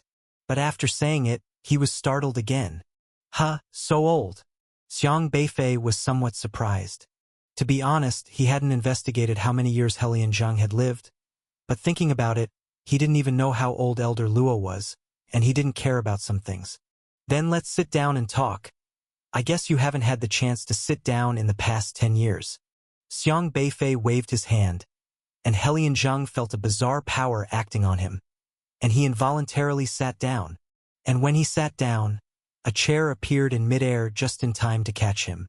You! Helian Zheng was even more astonished. Whether it was just now when he reported his age or Xiang Beifei inviting him to sit, he hardly had any way to resist, as if he was tightly controlled and became a puppet in the other's hands. To know, when facing the severe torture of the Eternal Night Demon King, he could protect the secret of Zhuozhou without any breach. But the young man in front of him made him almost involuntarily want to act according to the other's will with just one sentence. What kind of existence is this guy? You? What exactly are you? Helian Zheng was unsettled. He didn't know why he, a magnificent SSR-level expert, would obediently act according to the other's words. Honestly, if I really wanted to get secrets out of your mouth, you couldn't stop me. Whatever I ask, you'd have to answer truthfully. But considering you're one of us after all, and a respectable elder, it's somewhat impolite to do so, so I'd prefer if you said it yourself. Xiang Beifei smiled mildly. Helian Zheng was utterly shocked by Xiang Beifei's ability. The murky eyes constantly flickered as if contemplating the present situation. After a long time, he asked, Are you really Xiang Tianqing's son, Xiang Beifei? Xiang Beifei sat on an armchair, holding his chin with one hand, and said, I already said so. But considering the time, you've only awakened your system for 4 or 5 years, how could you possibly reach the heavenly connection realm? Helian Zheng still couldn't confirm this point. Xiang Beifei retorted, Back then, your unrestrained wanted my old man to take over unrestrained. But how much do you know about my old man's abilities? Helian Zheng's expression turned unpredictable. They could only find some public information, but many things about Xiang Tianqing couldn't be checked clearly, not even knowing Xiang Tianqing's true strength. At the time, according to the timeline estimation, Xiang Tianqing only had the strength of the God refining period, but both Helianzhang and Mu Chengxiang, who were in the heavenly connection realm, lost track of Xiang Tianqing while tailing him. At that time, they understood that Xiang Tianqing's strength required a question mark. You don't understand him at all, so how could you possibly understand me? Since you don't understand me, what's so hard to believe about me stepping into the heavenly connection realm in just a few short years? Xiang Beifei said. Helianzhang was left speechless. After a moment, he suddenly spoke up. The leader's blood. What? The leader's blood. I recognize his bloodline aura. If you're his son, you should definitely have the same bloodline. Helianzhang stared at Xiang Beifei. The unrestrained had their own set of identification methods to prevent mistaken identity. They would memorize the blood aura of their own people. 10 years ago, he had memorized Xiang Tianqing's bloodline aura. Just asking about something, and it requires breaking the blood? Xiang Beifei pursed his lips but didn't object, instead cutting his fingertip. Instantly, a drop of blood surfaced and floated in front of Helianzhang. Helianzhang extended his finger, covered his palm with spiritual power, and infused it into Xiang Beifei's drop of blood. Moments later, he stood up suddenly. Are you really young Master Xiang Beifei? Helianzhang looked at Xiang Beifei with excitement. Huh? This confirms it. Xiang Beifei examined the drop of blood with interest. There can't be any mistake. I recognize this bloodline aura. It's very strong. Exactly like the leader's. Helianzhang looked at Xiang Beifei in shock, then respectfully said, Subordinate Helianzhang, meeting with young Master Xiang.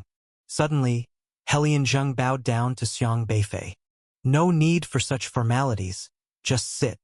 Xiang Beifei didn't move, merely saying those words, but Helianzhang involuntarily sat back down.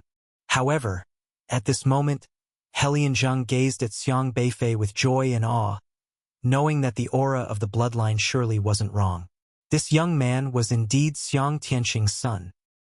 He never expected that Xiang Tianqing's son had grown up so much and was so powerful. Young Master Xiang. You can call me Beifei, Xiang Beifei said. But I'm used to it, Xiang Beifei said. Helianzhang then understood, realizing that the people of Chongpan Valley had been referring to Beifei as Xiao Xiang, making him quite embarrassed. He couldn't help but scrutinize Xiang Beifei. This young man always seemed approachable. Despite saving him, he didn't put on airs and was easy to talk to. Yet countless questions cluttered his mind. For instance, how did Xiang Beifei reach such a high cultivation level in such a short time? How did you come to this place? Helianzhang couldn't help but ask. Xiang Beifei replied casually, I told you, I'm here to find a couple who ran away from home, worrying they might have been kidnapped. Helianzhang. Xiang Beifei stretched lazily and continued, Anyway, you're in luck.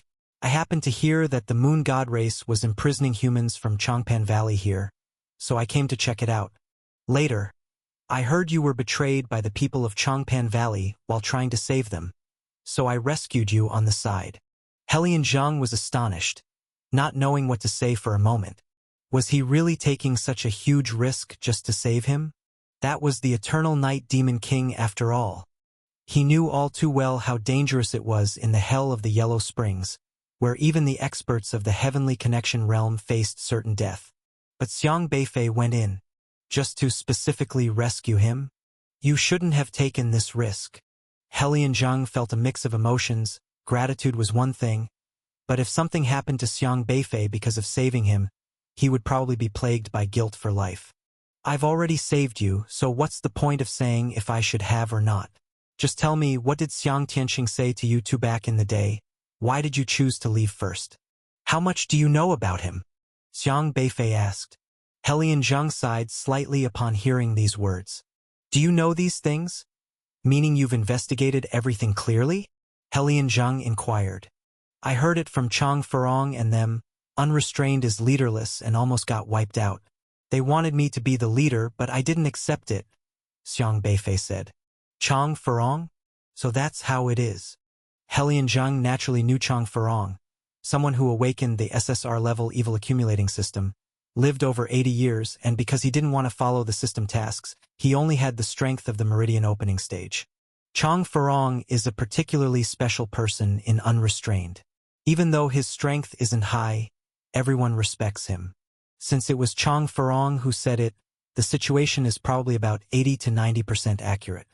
You and he both aren't willing to become our leader. Helian Zheng seemed somewhat disappointed. If you truly want to achieve real unrestrained and break free from the system's shackles, then you should understand one thing. The answer to unrestrained cannot be found in Jojo, Xiang Beifei said. He said the same thing to us back then, Helian Zheng said with a bitter smile. Is that why you two left Jojo? Because you listened to him and decided to take a chance in the depths of the wilderness? Xiang Beifei said in surprise. Yes, but also no. This matter must start with the mysterious disappearance of our leader. Helian Zheng paused, recalling their former unrestrained leader, looking very bitter. Our unrestrained leader, who was Jiaoluo at that time, the Alliance released a statement telling everyone Jiaoluo fought against the artificial intelligence god, developed by the Alliance to prove himself, and ultimately suffered a crushing defeat by God. But in reality, anyone who understood the situation knew that God could never overpower our leader. Our leader wasn't someone who awakened a so-called hacker system. He was an exceptionally gifted martial artist. Talking about their former leader's strength, Helian Zheng also looked very solemn. His strength was mighty, with half a foot into the immortal realm, and only one martial artist in Jojo could threaten him. Helian Zheng paused here and then looked at Xiang Beifei, solemnly saying, "That would be Luo Yunxian. Luo Yunxian should be the most powerful martial artist I've ever seen, without exception. It's fortunate for Jojo to have him.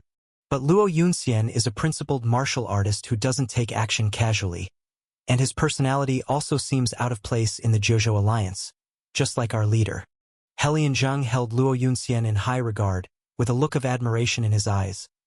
Even our leader once said Luo Yunxian was the only person in the entire Jojo that he couldn't defeat, so you can roughly understand what kind of martial artist our leader was. So that's how it is. Xiang Beifei nodded thoughtfully. Helian Zheng asked, "You should know Luo Yunxian, right?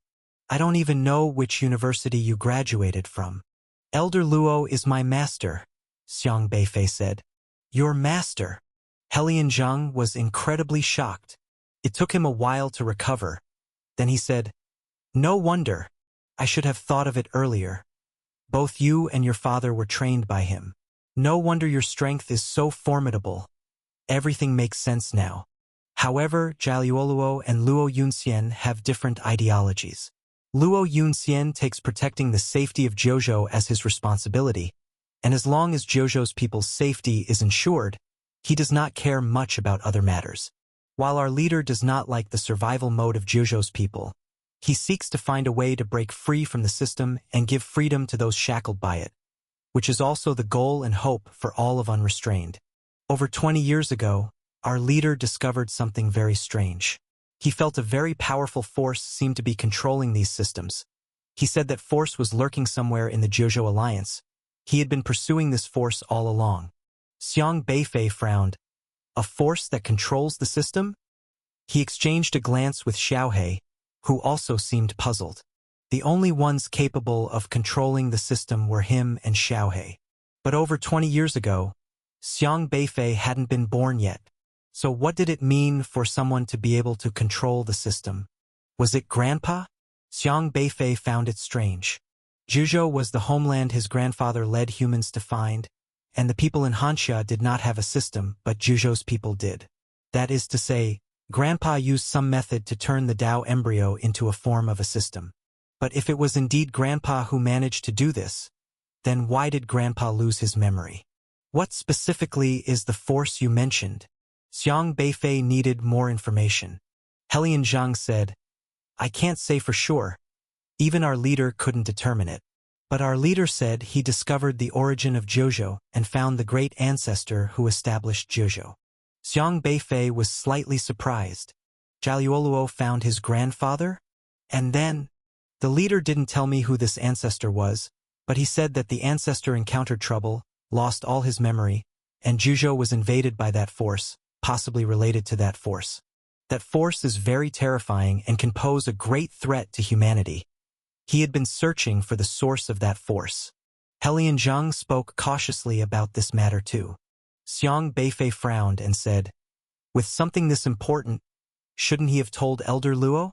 If he understood Elder Luo's character, he should have known that Elder Luo wouldn't stand by idly. Those UR Awakeners in Zhuzhou who possess advanced systems might not believe in Jiaoluo due to their arrogance, but Elder Luo is a person with clear discernment. As long as there is evidence, he would definitely seek a solution." "No way, not even Professor Luo."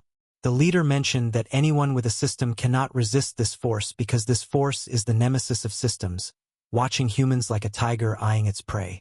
But the only characteristic is that as long as no one discovers this force, humans are temporarily safe. Once someone perceives the existence of this force, they will be eradicated by it. Before figuring out how to deal with this force, he doesn't want to involve Professor Luo. Professor Luo is a predecessor he respects the most. When Zhuzhou faced the Beast Tide, only he could protect Zhuzhou. So the leader decided to search for the source of that force alone. This is very dangerous, and he only mentioned it to the two of us, not a single word to others. He also warned us not to spread the word. "Did he find where this force is?" Xiang Beifei asked. Helian-zhang nodded and said, "Yes, he found it." Xiang Beifei suddenly thought of something. Surprised. "In the archives building of the Zhuzhou Alliance? You know, that so-called artificial intelligence god is guarding the archives building. Didn't he fight with God again?" "He didn't fight with God. He battled that force. Our leader is himself a UR Awakener and was once a high-ranking official of the Alliance. That kind of riffraff like God is nothing." Yet he realized one thing.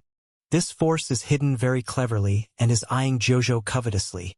So the only one who can understand all the system awakeners of Zhuzhou is the archives building, because here lies the data of all system awakeners of Zhuzhou. After that battle, he disappeared, but the leader left us a message, saying he successfully sealed that force, and that the rest should be handled by finding your father. Helian-zhang was also quite helpless talking about it, as he wasn't sure what exactly happened, only knowing the leader was in trouble and might never return. Xiang Beifei fell into deep thought. Xiaohe also stretched out a paw, holding its chin in contemplation. The archives building, Xiang Beifei had been there too, back when his cultivation was only at the meridian opening stage. He ran back and forth, and the supposedly invincible and world's hardest artificial intelligence god was merely an artificial fool in front of Xiaohe, resolved by a poke to the eye with its paw. However, strangely, they did not perceive where the so-called source of that force was. At this moment, Xiaohe suddenly exclaimed in surprise, "Woof woof! You mean that spatial vortex?" Xiang Beifei remembered. At the archives building, the entrance to the archives was in an empty room with a very eerie maze and various defensive formations set up by the system awakeners. To Xiang Beifei, these system defenses essentially did not exist, as he could ignore them directly. But there was one very special place. It was the spatial vortex. That spatial vortex was not system-made but a very strange existence. It is said that to enter, the Alliance's upper echelons need 5 keys. Without the keys, not even an SSR could come out if they fell in. That spatial vortex indeed is not system-made, but more like some kind of ability. In the middle of the spatial vortex was a channel opened by the system. Xiang Beifei entered through that path. At that time, his strength was only at meridian opening, thinking it might be guarded by some special power of the Alliance, so he didn't pay much attention. Now thinking back, it doesn't seem right. "So what did my dad tell you?" Xiang Beifei asked again. "He said he went to the archives building, understood what our leader did, and acknowledged that our leader's approach was correct. Your father told us that the leader of Jiaoluo might have gone to a place named Edge Corner Airspace and likely encountered trouble. We were shocked because it was the first time we learned the leader was still alive. We asked your father how to find him then." Helian-zhang paused and said, "He said Xiang Beifei." Helian-zhang couldn't help but look up and study Xiang Beifei because it was also this young man's name. "So that's why you came here?" Yes, it wasn't easy for us to get here, as there is no concrete direction in the barren outer region. Most of the time, the north we were heading for isn't really the north at all. Then how did you get here? Xiang Beifei was quite curious, relying on the mound spirit, but what about Helian Zheng? He gave me a compass to guide the direction. We followed the compass's guidance. Your father wanted us to investigate a place called Bone Mountain Desert Stone Cave to see if we could enter. If possible, we were to return and find him, and the rest would be handled by him, Helian Zheng said. Using a compass? Didn't you pass through various mounds? Xiang Beifei asked. What mounds? Helian Zheng seemed confused. You don't know about the mounds? Like these. Xiang Beifei took out the mound spirits he had collected to show Helian Zheng. He had passed through 6 mounds but only got 5 mound spirits. The chill of Ziho, the earth of Choho, never went to Inho, the stream of Maoho, the stone of Chunho, the fire of Siho. Helian Zheng carefully examined these mound spirits and then shook his head. No, I just relied on that compass to travel. Didn't encounter any danger along the way. Flew for half a year, marking along the way according to your father's instructions until we reached a strange place where we were blocked. Unable to proceed, it was basically determined to be Bone Mountain Desert Stone Cave. Xiang Beifei was very surprised. Helian Zheng and Mu Chengxiang seemed to not walk according to the mound's path. They were directly guided by the compass all the way to Bone Mountain Desert Stone Cave. In other words, the compass they had was likely specifically directing them to Bone Mountain Desert Stone Cave. In other words, they were not intending to follow the mounds, but rather aimed to reach Bone Mountain Desert Stone Cave. And then, your father told us if we couldn't enter, we should make a mark there and return to Jojo first. But Mu and I were really unwilling, as we wanted to know what this place really meant, so we decided to separate and scout around first.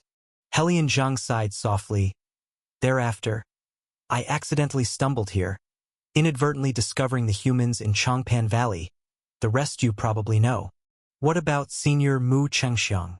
He didn't return to Zhuzhou, Xiang Beifei asked. Helian Zheng shook his head, but his expression was gloomy. If something happened to him, Mu Chengxiang was probably not much better off. Xiang Beifei was silent for a moment, then asked, What about the compass? It's with Mu. Xiang Beifei carefully recalled the whole incident. The information was a lot and he needed to sort it out thoroughly. For instance, how Jiaoluo, originally in Zhuzhou, appeared in Edge Corner airspace. Was it through the spatial vortex? But why did Xiang Tianxing know about this? Comrade Xiang Tianxing was obviously heading to Edge Corner airspace too, taking the path from the barren outer region. It seemed that Jiaoluo might have sealed that spatial vortex, just like the old giant spirit had sealed the teleportation array of Bone Mountain Desert Stone Cave. Is that force threatening Jojo from Edge Corner airspace? Xiang Beifei thought more and more that something was not right. Are you sure Jiaoluo mentioned that force as the nemesis of the system? Xiang Beifei asked. Yes, that's definitely correct. That's why he wouldn't let the rest of us get involved. Helian Zheng confirmed very confidently. That would be troublesome. Because Xiang Beifei knew well that Jojo's foundation was laid by his grandfather. And his grandfather now not only lost his memory but also had a system interface that was a blank snowflake. If, back then, his grandfather also intended to deal with that force by destroying his system, what exactly can restrain the system's power? Besides him, is there anything else that can restrain a system awakener? Xiang Beifei had many questions in his mind, but Helian Zheng knew only this much and could not provide more information. At least for now, Zhuzhou is safe because the space vortex is sealed, and Comrade Xiang Tianxing has confirmed this. Otherwise, he wouldn't have chosen to leave Zhuzhou from the desolate land to the Edge Corner airspace. So the truth can only be uncovered in the Edge Corner airspace. Helian Zheng hesitantly asked, Beifei, are you really going to find them? Xiang Beifei shrugged his shoulders. I've come this far. But that place in Edge Corner airspace, your father said, it's very dangerous. I've already gone to the Yellow Springs Hell and killed the Eternal Night Demon King. Doesn't matter anymore. Xiang Beifei wasn't very concerned. Helian Zheng then remembered the matter with the Eternal Night Demon King. Very surprised. Right. Did you really kill the Immortal Realm's Eternal Night Demon King? Pretty much. This race has basically been wiped out by me. The rest are small fry executing tasks outside. Can't stir up any waves. Xiang Beifei casually waved his hand, and the scene before them shifted drastically. The white fog in the sky dissipated, revealing a scene of devastation outside. They were still on the territory of the Moon God Palace. However, within a 1,000-mile radius, not a single blade of grass grew. Helian Zhang inhaled sharply. He originally thought Xiang Beifei was joking, but thinking about how he was rescued from Yellow Springs Hell right under the Eternal Night Demon King's nose, it was an indisputable fact. Then, are you of Immortal Realm cultivation? Helian Zhang's face was filled with shock, because he knew well Xiang Beifei was at most in his early 20s, only awakened to the system for a few years, and already able to defeat the terrifying Immortal Realm powerhouses. No, I borrowed other powers. Xiang Beifei shook his head. Oh, I see. Helian Zhang felt a bit more balanced in his heart. Exactly. No matter how genius a youth is, it's impossible to reach Immortal Realm in just 4 or 5 years. At this age, even the most talented you are is probably only at the God-refining stage. Although he thought Xiang Beifei was exceptional, he should at most be at the orifice-transforming stage. I'm only at the late heavenly connection stage. Oh, only at the late heavenly connection stage. Helian Zhang slightly nodded, originally wanting to say it's all right. Your father's so powerful. You can definitely catch up to him. But then he suddenly froze. Something's wrong. He quickly reacted, looking at Xiang Beifei in shock. Late heavenly connection stage. You're at the late heavenly connection stage. He just thought this child was at most at the orifice transforming stage, but late heavenly connection stage. 4 or 5 years. Yes, a bit slow. Xiang Beifei wasn't too satisfied with his cultivation improvement speed. Because the old giant spirit told him, without the strength of Immortal Realm, it's better not to go to the edge corner airspace, he needed to consider it next. A bit slow. Helian Zhang's eyes widened, choked speechless. This is a bit slow? Then how are those of us who've cultivated for hundreds of years to reach the late heavenly connection stage supposed to live? Helian Zhang started doubting himself. In 4 or 5 years, reaching the late heavenly connection stage, what terrifying talent must one have? He couldn't recall any genius in Zhuzhou reaching the late heavenly connection stage in such a short time. Even UR-level Jiaoluo cultivated for more than 30 years to reach the late heavenly connection stage. For a long time, he came back to his senses, wryly saying, "You and your father are really extraordinary." Back when Jiaoluo asked them to find Xiang Tianxing definitely wasn't at the God-refining stage recorded in the files, most likely at this stage too. Helian Zhang's mind couldn't calm down for a long time. He wryly smiled and said, "Back then your father also came here, but unfortunately he didn't discover this place, missing me. You have the strength, if you want to continue to find him. I can't stop you, but you must be careful. Don't worry, I have discretion. By the way, do you know these cultivators?" Xiang Beifei pointed at those pitiful fellows with black trees growing on them. Like Helian Zhang, these were masters at the heavenly connection stage captured by the Eternal Night Demon King, from various races. He was still pondering how to deal with these cultivators.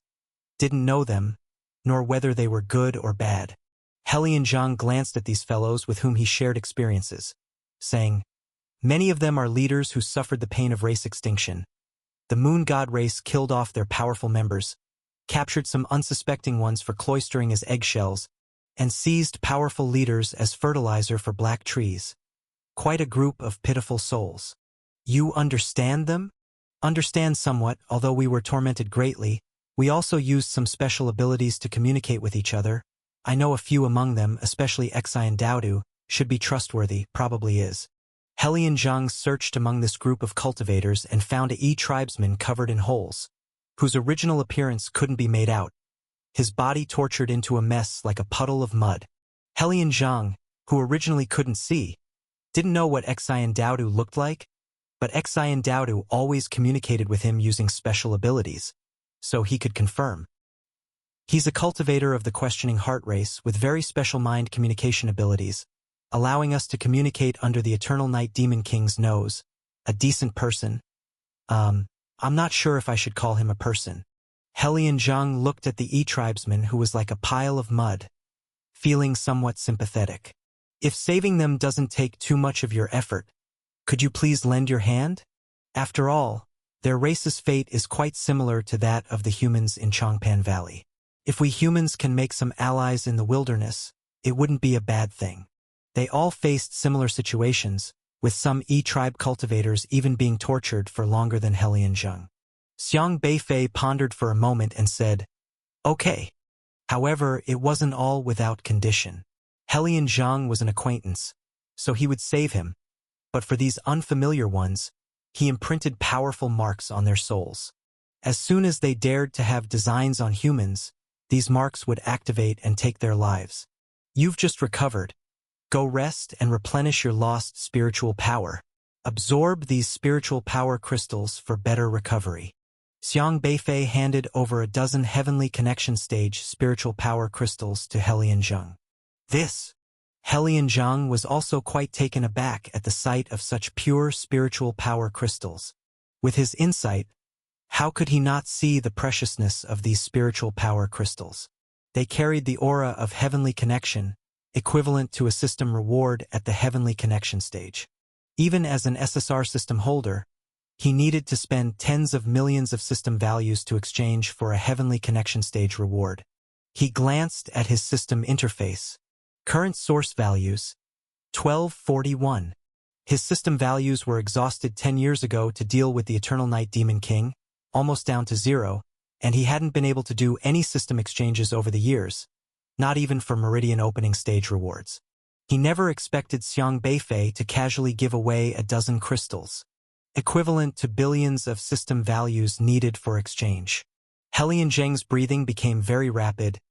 These 10? They are two. He didn't dare to take them because, in his view, Xiang Beifei used his own UR grade system to exchange for these 10 spiritual power crystals, and Xiang Beifei needed to accumulate more system values if he wanted to go to Edge Corner airspace. Not enough? I have more if you need. Xiang Beifei stuffed another 20 Heavenly Connection Stage spiritual power crystals into Hellion Zheng's hands. Hiss! Hellion Zheng was petrified on the spot. He was utterly stunned. Young master, are you handing out candies? Why do items worth on average 10 million system values each look like they're given out for free? Please don't torment this pauper with only 1241 system values. No worries, use as you please, don't be shy. The humans in Changpan Valley still need your protection, and there will be no shortage of spiritual power crystals for you. A dozen or 20 is nothing, even 100 is not a problem. Xiang Beifei waved his hand generously, and in the sky, hundreds of spiritual power crystals emitting potent energy appeared, looking like white little stars, sparkling brightly. All yours, Xiang Beifei said nonchalantly. Hellion Zheng. Ah! His mind was completely unable to process it anymore. This was too shocking. The Heavenly Connection Stage spiritual power crystals were system items to him. How many billion system values must Xiang Beifei's system have?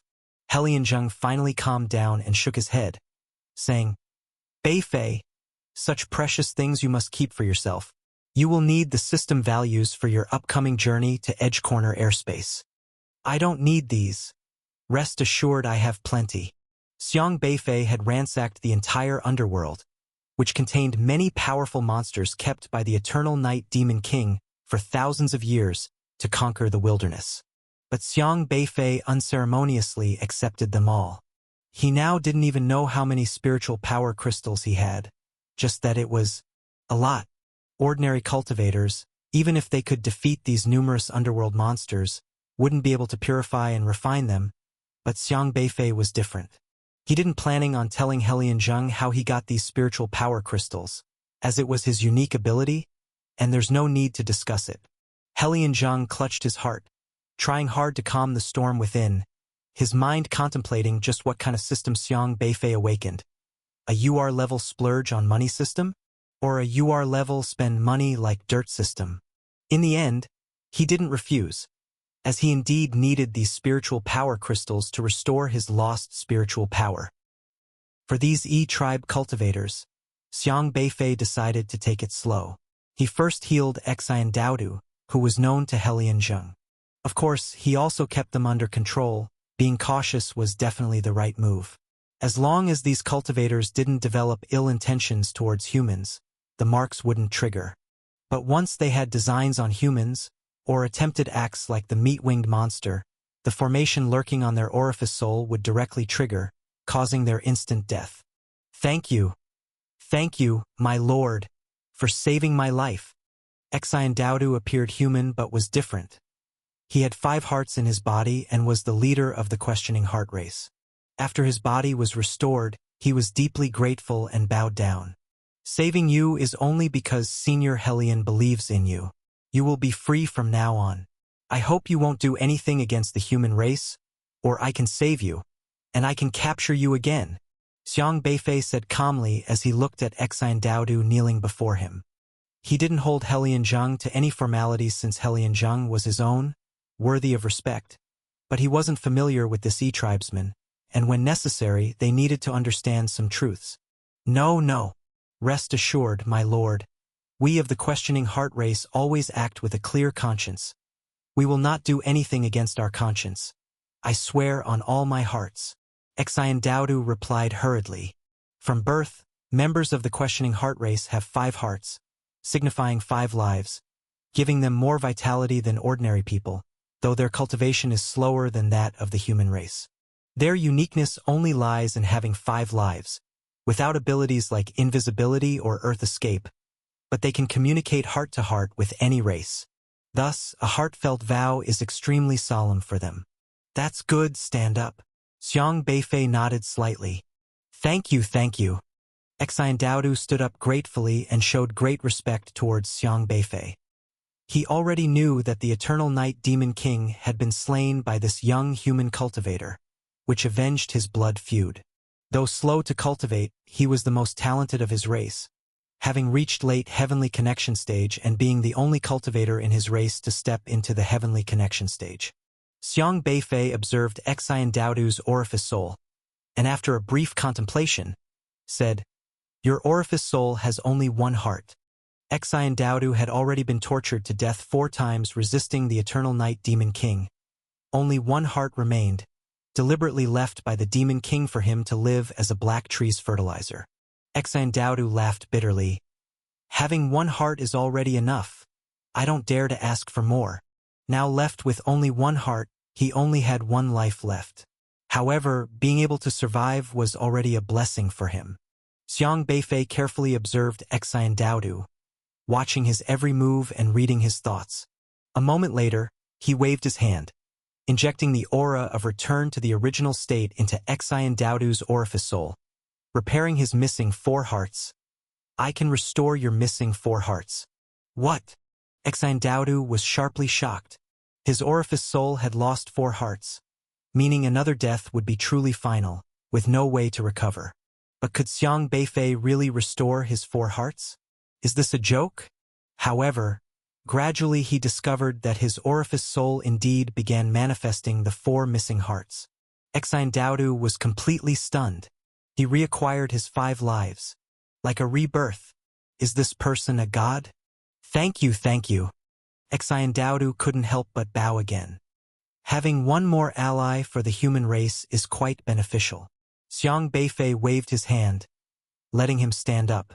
This E-tribesman indeed didn't have a bad disposition, no ambition, and indeed regarded Helian Zheng as a friend. So lending a hand wasn't a big deal. It was just giving him 4 more lives. Xiang Beifei could give it so he could also take it back. However, considering that the human race in the wilderness faced not just the meat-winged monster race, but also powerful races like Ghost Whiskers and Demon Race, having allies was necessary to avoid isolation. Only in this way, when facing strong races like Ghost Whiskers, the human race would not be too passive. Xian Daodu was filled with gratitude towards Xiang Beifei, understanding that he was likely benefiting from Helian Zheng's fortune. Your race has also been captured. About 2,000 miles north from here, they should still be alive. However, I warn you, even if it's your own race, their belief systems include worshipping those meat-winged monsters. Changing such views immediately is impossible. Changpan Valley's human race is a previous example, Xiang Beifei said. The questioning heart race had always been comfortably isolated, yet due to their appearance and similarities to humans, along with having 5 lives, they were targeted by the Eternal Night Demon King. The leaders were captured to become fertilizer for black trees, and tribe members were captured for captivity as egg sac hosts. It's a situation of shared suffering. I understand. I'll gradually change their mindset. Xian Daodu had been confined for over 100 years. His race had long since deteriorated in the desolate realm, leaving only those captured as egg sac tribe members. Clearly, every race captured by the meat-winged monsters has already been indoctrinated as followers of the moon god. The sanctimoniously winged moon god is their savior, and this tragic ideology is deeply ingrained in their minds. Even when Xiang Beifei aimed to change Changpan Valley, it was done step by step.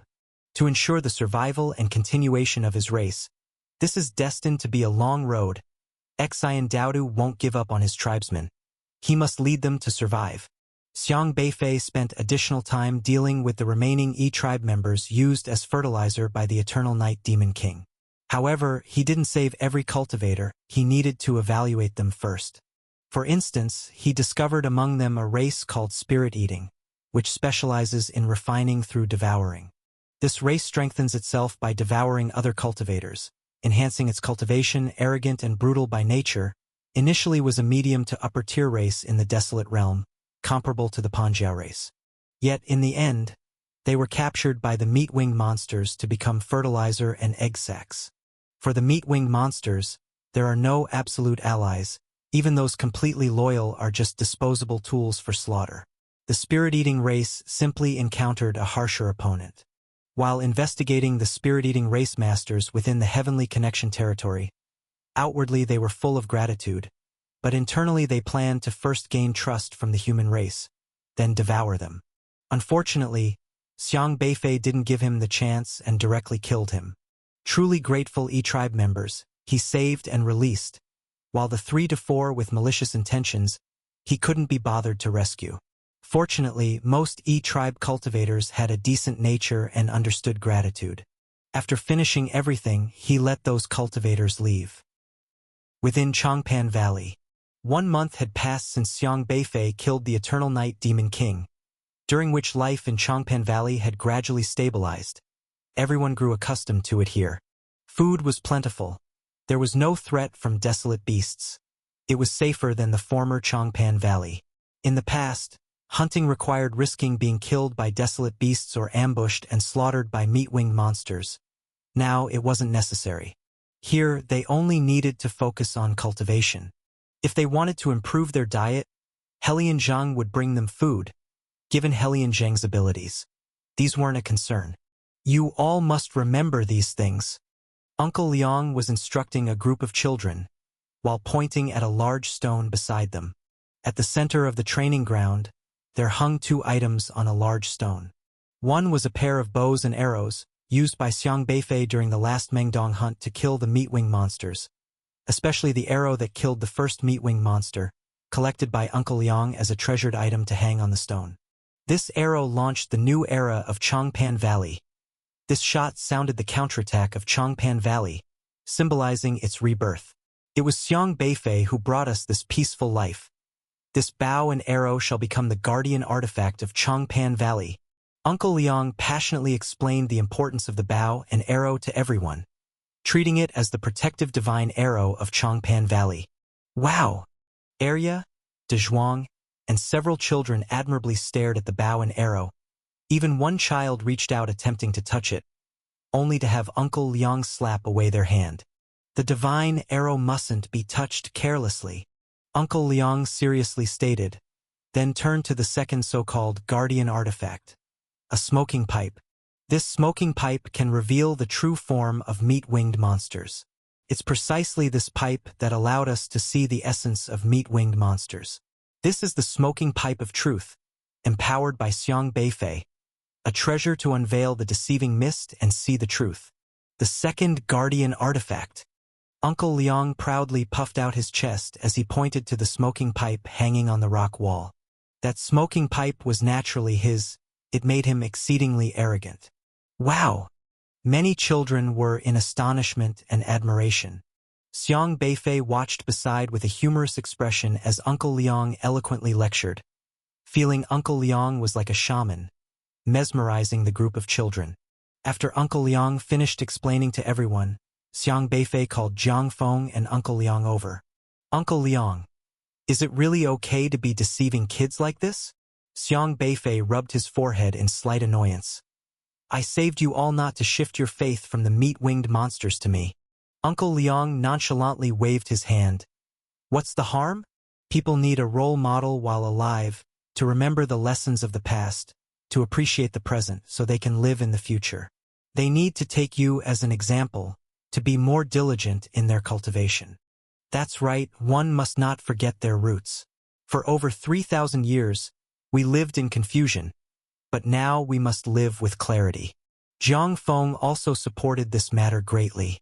They had trusted the meat-winged monster they shouldn't have trusted in the past, and this time they needed to learn from their mistake. So letting the people of Changpan Valley have faith in Xiang Beifei was not inappropriate. All right then, as long as you're happy. Xiang Beifei didn't know how to dissuade them, so he said, I'm preparing to leave. You all can live here for now. Senior Helian Zheng will protect you and take you to Zhuzhou to find a place to settle. Leaving so soon? Jiang Shan said in surprise. I have things to do, Xiang Beifei replied. Uncle Liang and the others looked at each other.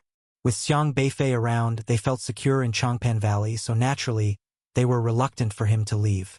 But they also understood that Xiang Beifei couldn't stay here for long.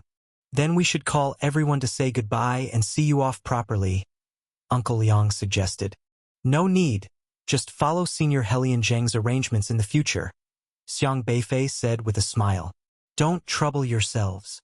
But live well and cultivate according to the methods I taught you. Teaching everyone to become stronger is the most important thing. Jiang Feng and Jiang Shan exchanged a glance and nodded together. All right, absolutely. Xiang Beifei smiled, turned around, and left the breath soil cube. Helian Zheng was waiting outside. Are you sure you don't want me to follow? The journey is perilous. I can accompany you as a servant at least. Otherwise, I'll be too worried about any mishaps, Helian Zheng said. No need. I need you, Senior Helian, to take the people from Changpan Valley back to Zhuzhou. For over 3,000 years, they've faced constant adversity. They deserve a safe life from now on. Xiang Beifei handed the breath soil cube to Helian Zheng. Recently, he had fortified the breath soil cube using formations. Though it couldn't withstand attacks from the immortal realm, it could definitely hold against attacks from the late stages of heavenly connection. Sustaining the space for tens of thousands of people consumed an enormous amount of spiritual power, but Xiang Beifei had an abundance of spiritual power crystals now. The power supply of the breath soil cube came from refining the spiritual power crystals of the nether creatures, using over 1,000 of them. He also taught Helian Zheng how to maintain the formations. Generally, there wouldn't be any issues, but on the off chance something did happen, Helian Zheng knew how to rectify it. Helian Zheng accepted the breath soil cube, still appearing hesitant. Xiang Beifei also handed Helian Zheng an exploration stone, saying, After you return to Zhuzhou, go find Professor Luo, my teacher. I'll leave a message for him, and once he reads it, he'll understand what has happened here and will take good care of these people. Helian Zheng finally nodded. All right. After a moment, he asked, By the way, the people of Changpan Valley haven't awakened their systems yet. Should we give them awakening systems? Xiang Beifei pondered for a moment, then said, Not for now. We can discuss it again when I return in the future. He had always felt that the existence of systems for everyone in Zhuzhou might have deeper reasons, especially considering the otherworldly vortex sealed by Jiaoluoluo, which had always puzzled him. He needed to investigate what this force that restrained the systems truly was. If something could indeed restrain the systems, it would be very troublesome for humanity. Since the people of Changpan Valley hadn't awakened their systems yet, it was better not to involve them in these matters for now. Helian Zheng asked, But shouldn't they also learn to cultivate? How will they cultivate without awakening systems? Rest assured, I've already created a scripture pavilion for them. They won't lack cultivation methods, Xiang Beifei said. Scripture Pavilion? Yes, there are possibly a few thousand cultivation methods. How far they can cultivate depends on them, Xiang Beifei explained. Helian Zheng looked astonished. A few thousand? Is he running a wholesale business? He was increasingly unable to comprehend what system Xiang Beifei had awakened. But in reality, all these methods were simulations extracted from other systems by Xiang Beifei. He could simulate nearly every system he encountered, and many special techniques were clearly documented. These methods were originally tailored for specific individuals to cultivate, as systems were custom designed for their hosts. However, Xiang Beifei had modified these cultivation methods slightly to allow ordinary people to cultivate. Of course, it depended on whether they fit one's physical attributes, and Xiang Beifei had provided some guidance on choosing suitable methods for the people of Changpan Valley. The specific choices were entrusted to Jiang Shan and Jiang Feng, who would determine them. Of course, if you're interested, you're welcome to take a look too, Xiang Beifei added. I can take a look as well? Helian Zheng asked. These things are free for viewing. If they help you, you can look, Xiang Beifei shrugged. In his eyes, these cultivation methods each had their positives, but he could see their flaws at a glance, and none could surpass his Chaos Yin-Yang formula. As for his Chaos Yin-Yang formula, he would not teach it casually. It was his own possession. Besides, others might not be able to learn it. All right, I'll be sure to study them, Helian Zheng nodded earnestly. To be honest, the cultivation method he practiced wasn't bad. It was SSR level after all, but he wasn't arrogant. Since these methods were provided by Xiang Beifei, whom he regarded as a UR level awakener, he felt obligated to check them out. By the way, this method is for Senior Chang Ferong. I tailored it for his situation. He should be able to learn it, Xiang Beifei said as he handed a jade stone to Helian Zheng. You've tailored a cultivation method for Chang Ferong? He can cultivate it? Helian Zheng was initially stunned, but then delighted as he took the jade stone and examined it closely. Yes, he should be able to, Xiang Beifei confirmed. Chang Ferong was the most respectable among the unrestrained ones, having awakened the SSR level evil accumulating system, but at over 80 years old, he was still in the meridian opening phase. Because he refused to do evil, he had never cultivated in his lifetime. Before leaving Jiuzhou, Xiang Beifei couldn't simulate all the systems, but since stepping into the heavenly connection realm, he had found a cultivation method suitable for Chang Ferong. In this way, even without relying on system tasks, Chang Ferong could still cultivate. All right then, I'll take it back and let him try it. I'll thank you on his behalf. Helian Zheng pocketed the jade stone. Xiang Beifei not only provided a cultivation method for Chang Ferong but also offered cultivation guidance to many, including Elder Luo, Professor Gua, and Yi Changfeng. Kong Xiuwen, who awakened the bald system, received special attention as Xiang Beifei devised a cultivation method to continuously unleash his potential, ensuring Kong Xiuwen would lose his hair even faster. He hoped that when he returned to Jiuzhou, he would witness the gleaming bald head of Kong Xiuwen. Of course, he didn't forget about Kong Daming and Lu Jiwei or their daughter, Shi Qiao, and Shiyu, Li Zimu, Long Guoqing, Ma Ziqian, Xiao Sheng. All those Xiang Beifei found agreeable were provided with ways to improve their system cultivation. Even for the constantly stern Yu Qixin, Xiang Beifei offered assistance. Despite Yu Qixin's annoying traits, he defended Xiang Beifei back when other university professors challenged him, saying, "Only I have the right to trouble students of Liangzhou University," which Xiang Beifei remembered well. All these instructions were contained within the exploration stone. Once Elder Luo received it, everything would be clear. He entrusted Elder Luo with this task because Elder Luo held a supreme position in Jiuzhou, even more convincing than Helian Zheng. As for the spiritual power crystals from the heavenly connection realm, he no longer needed them, so he left some for Era and Yumong as snacks and had Helian Zhang deliver the rest to Elder Luo. These spiritual power crystals were useless to Xiang Beifei, but for Jiuzhou, they represented an enormous fortune. Xiang Beifei asked Elder Luo to distribute them properly, ensuring that everyone who needed consideration wouldn't be left out, as they were the backbone in defending Jiuzhou. For safety, Xiang Beifei escorted Helian Zhang near Bone Mountain Desert Stone Cave, helping him locate earlier markers made along the route back to Jizhou. Xiang Beifei also had made some markers during his journey. Given that Helian Zhang was an expert in the late stages of heavenly connection, as long as he didn't encounter the immortal realm, there wasn't much to fear in terms of danger along the way. Having arranged all these matters, Xiang Beifei set off again. His destination was the Edge Corner airspace. Xiang Beifei still flew all the way north. To head to the Edge Corner airspace, it seemed to him that he still had to follow the direction of the Wuhou. He initially thought Wuhou was in the Moon God Palace, but unfortunately he guessed wrong. However, thinking about it, if Wuhou was at the Moon God Palace, Xiang Tianqing would have discovered Helian Zhang when he passed through there. But according to Helian Zhang, when Xiang Tianqing passed by, the Eternal Night Demon King didn't detain him and allowed him to leave. He flew continuously for half a month but still hadn't reached Wuhou, so he decided to stop and rest for a moment. Xiang Beifei stopped on the cliff of a high mountain, sitting under a pine tree at the edge of the cliff, leaning against the pine, gazing into the distance. The vast earth surged endlessly, with no end in sight. In the distance, rugged mountains rose and fell unpredictably, shrouded in mist, with flocks of birds weaving through the clouds and fog. The scenery was unique, tranquil, and peaceful. There were no massive, desolate beasts fighting. Everything seemed very calm. In a barren land where danger lurks at every corner, finding such a peaceful place was truly rare.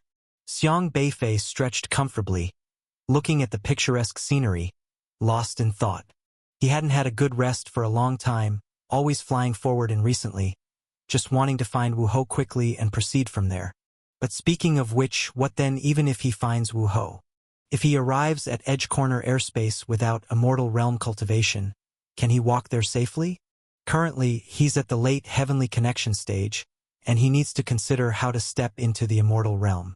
Immortal Realm, ah? Xiang Beifei sighed leisurely.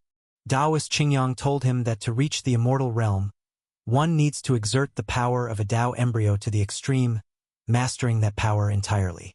However, Xiang Beifei has no specific Tao. He can control the 3,000 Great Taos. The 3,000 Great Taos are endless. How to comprehend them one by one? Era was curled up to the side, wagging its tail and munching on snacks, carefree and content. Xiaohe lay on Era's head, exposing its belly, basking in the sun. Yumong climbed onto Xiang Beifei's shoulder, yawned, then gestured proudly at his system interface. Xiang Beifei glanced at Yumong's system.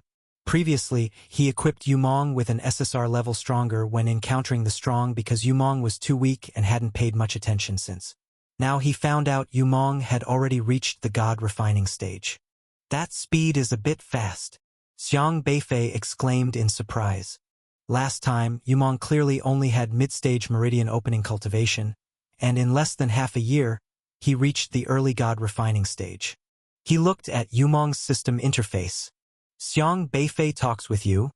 Strength value plus 999. Xiang Beifei touches your head. Strength value plus 999. You sleep on Xiang Beifei. Strength value plus 999. Encountering Xiang Beifei almost always brought system values of 999. Although there's a cap on the system value obtained from the same person in a day, several thousand system values flowed in casually every day, accumulating to 1 million over the past months, thanks to Xiang Beifei.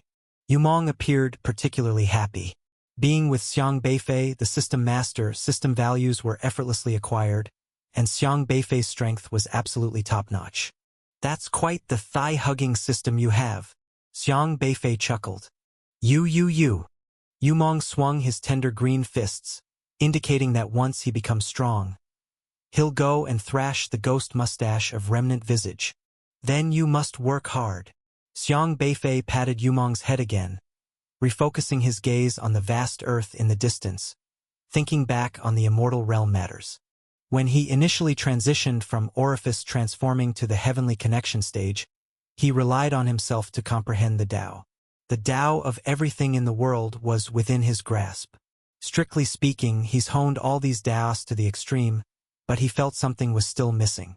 He looked at Yumong's system interface, then his own system appeared before his eyes. Dao Master, Xiang Beifei, Dao level, stronger when encountering the strong system. Realm, late heavenly connection stage. Moments later, he transformed his system into Dao Master, Xiang Beifei, Dao level, leisure system. Realm, late heavenly connection stage. He could transform into the 3,000 great Daos. Ordinary cultivators would almost exhaust their lives comprehending just one Dao. If one were to grasp all 3,000 great Daos to their fullest, it would be an immensely long process, and even given 100 years, they might not comprehend all 3,000 great Daos. Can I cultivate one of the Daos to the immortal realm first? Xiang Beifei pondered. As long as he steps into the immortal realm, slowly comprehending the other Daos later might also be a good choice.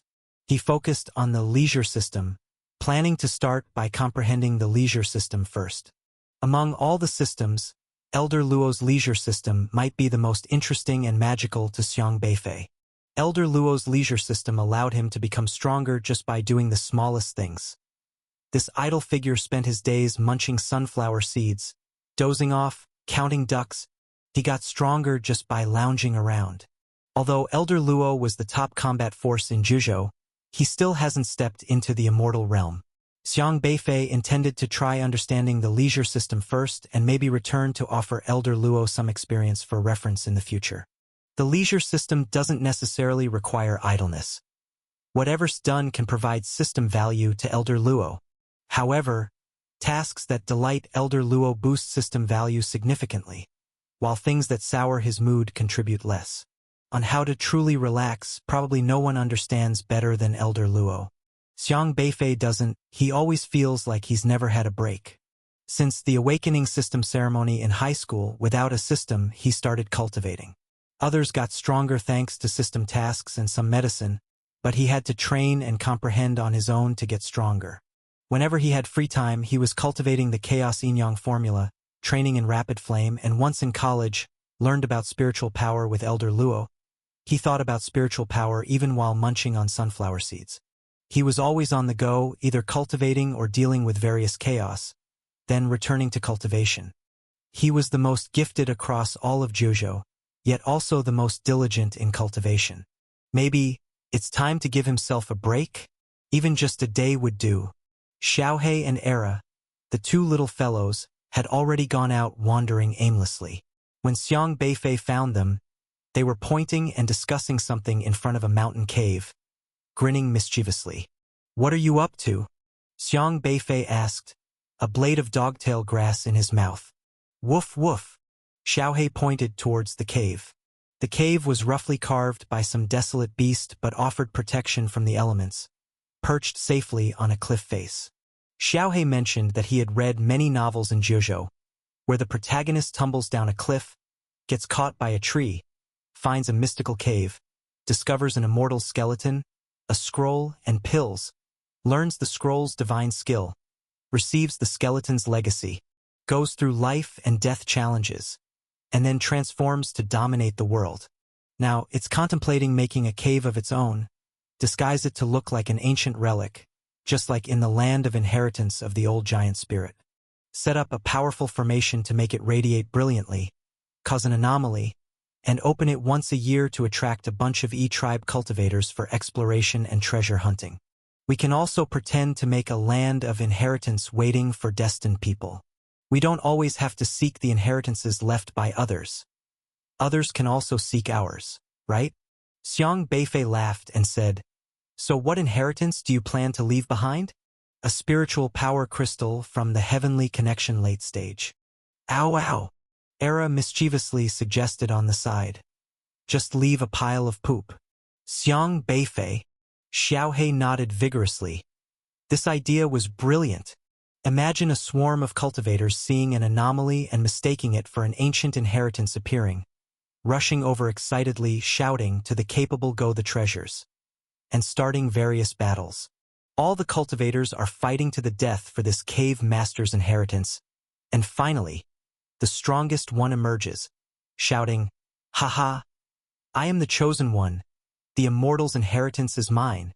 He excitedly opens the secret chamber, finds the treasure chest holding the immortal inheritance, and tremblingly opens the box, only to find nothing but a pile of poop, probably spitting blood in anger.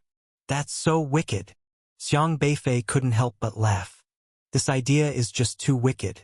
But I like it. Xiang Beifei continued. Anyway, since today he plans to have a leisure day, being idle is being idle, so let's just do it casually. Xiaohe and Era laughed mischievously and immediately started planning. Xiaohe, as the mastermind, had numerous cunning ideas in mind. It had been contemplating this ever since their last trip to the land of giant spirit. They carved formations and altered the terrain, creating a labyrinthine maze inside the mountain with countless secret chambers, each requiring a challenge before proceeding to the next. Xiaohe designed 81 challenges, including the Myriad Law's Heavenly Thunder Formation, Holy Bone Thousand Fire Formation, Shiju Formation, Nine Bend Yellow River Formation, Xianmu Shirhan Formation, Wind Roar Horsecry Formation, Slaying Immortals and Seizing Lives Formation. These formations came from Xiang Beifei's conjured SR-level formation system, and were easily laid out with Xiang Beifei basically replicating them directly. But to make these formations last, their power needed strengthening. So a spiritual power crystal was embedded as the source in each, and Xiang Beifei drew from the meat-winged monster's netherworld Wanlao guiding that had trapped him last time. Once the main formation was set, all formations had equal power. The earlier formations should be simpler, let even those who are post-orifice transforming manage to pass. Set the heavenly connection stage later on, and gradually increase the difficulty. Woof woof. No, that's too tough. Others won't be able to get in. Don't worry. Normally no immortal realm guys would come here. Ow ow. You. Xiang Beifei felt he was truly killing time, spending so much effort on such trivial things. But since he decided to do something relaxing today, he didn't find anything wrong with it. They actually busied themselves with formations, taking 3 days and 3 nights to complete it. We are probably the most bored people in the world. Xiang Beifei looked contentedly at his masterpiece. No one could have imagined that 4 immensely bored individuals would go through such lengths to pull a prank in the vast wilderness. It must take an incredibly idle person to do such a thing. But Xiang Beifei soon realized that since he now had leisure system, everything he did wasn't meaningless because he was always getting stronger. You idly set up the Slaying Immortals and Seizing Lives formation. Leisure value is 3. You idly moved a whole mountain. Leisure value is 3. You idly redirected a river. Leisure value is 3. Looking at the values jumping on his system interface, Xiang Beifei found it amusing. He somehow understood Elder Luo's relaxed mood while counting ducks and watching ants move house every day. That's how life should be. Becoming stronger by lounging and yawning every day is also an attitude to embrace. Then, suddenly, he turned his gaze to those words. Leisure value is 3. Since Xiang Beifei had the ability to conjure other systems, he found that his Dao level system differed from others. Others had definite values to grow stronger through system numbers. But his system value was always 3. 1 creates 2, 2 creates 3, and 3 creates all things. This was the truth about Dao embryo Xiang Qingde had told him, so 3,000 great Daos meant 3,000 system Dao embryos. 3 also symbolized infinity. Taoist Qingyang mentioned that ordinary cultivators could only comprehend one Dao, but achieving mastery over one's Dao could make someone a master of the immortal realm. He wasn't sure how Xiang Beifei would comprehend the Dao to step into immortality.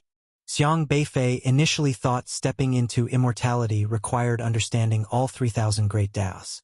The thought of comprehending 3,000 great Daos felt laborious. If that really was what it took, he wasn't sure how long it would take to understand them all. But now, he suddenly realized something. Since 3,000 great Daos originated from the Yin Yang Tu Qi, why obsess over comprehending all 3,000 Daos instead of understanding Yin Yang Tu Qi? As long as he mastered Yin Yang Tu Qi thoroughly, 2 creates 3, meaning comprehending all Daos. That's why they say simplicity is the ultimate sophistication, and this is likely the way to immortality. Xiang Beifei sat cross-legged at the deepest part of the cave, contemplating.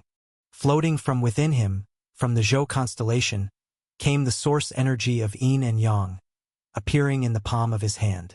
Zhou constellation is the last constellation that can be unlocked at the late stage of heavenly connection. Xiang Beifei didn't know if this was the key to stepping into the immortal realm. But as heavenly connection leads to immortality, he was surprised to think, could it be that yin-yang tu qi is the way to become an immortal? Xiang Beifei immediately sat down deep within the cave, engaging in deep contemplation.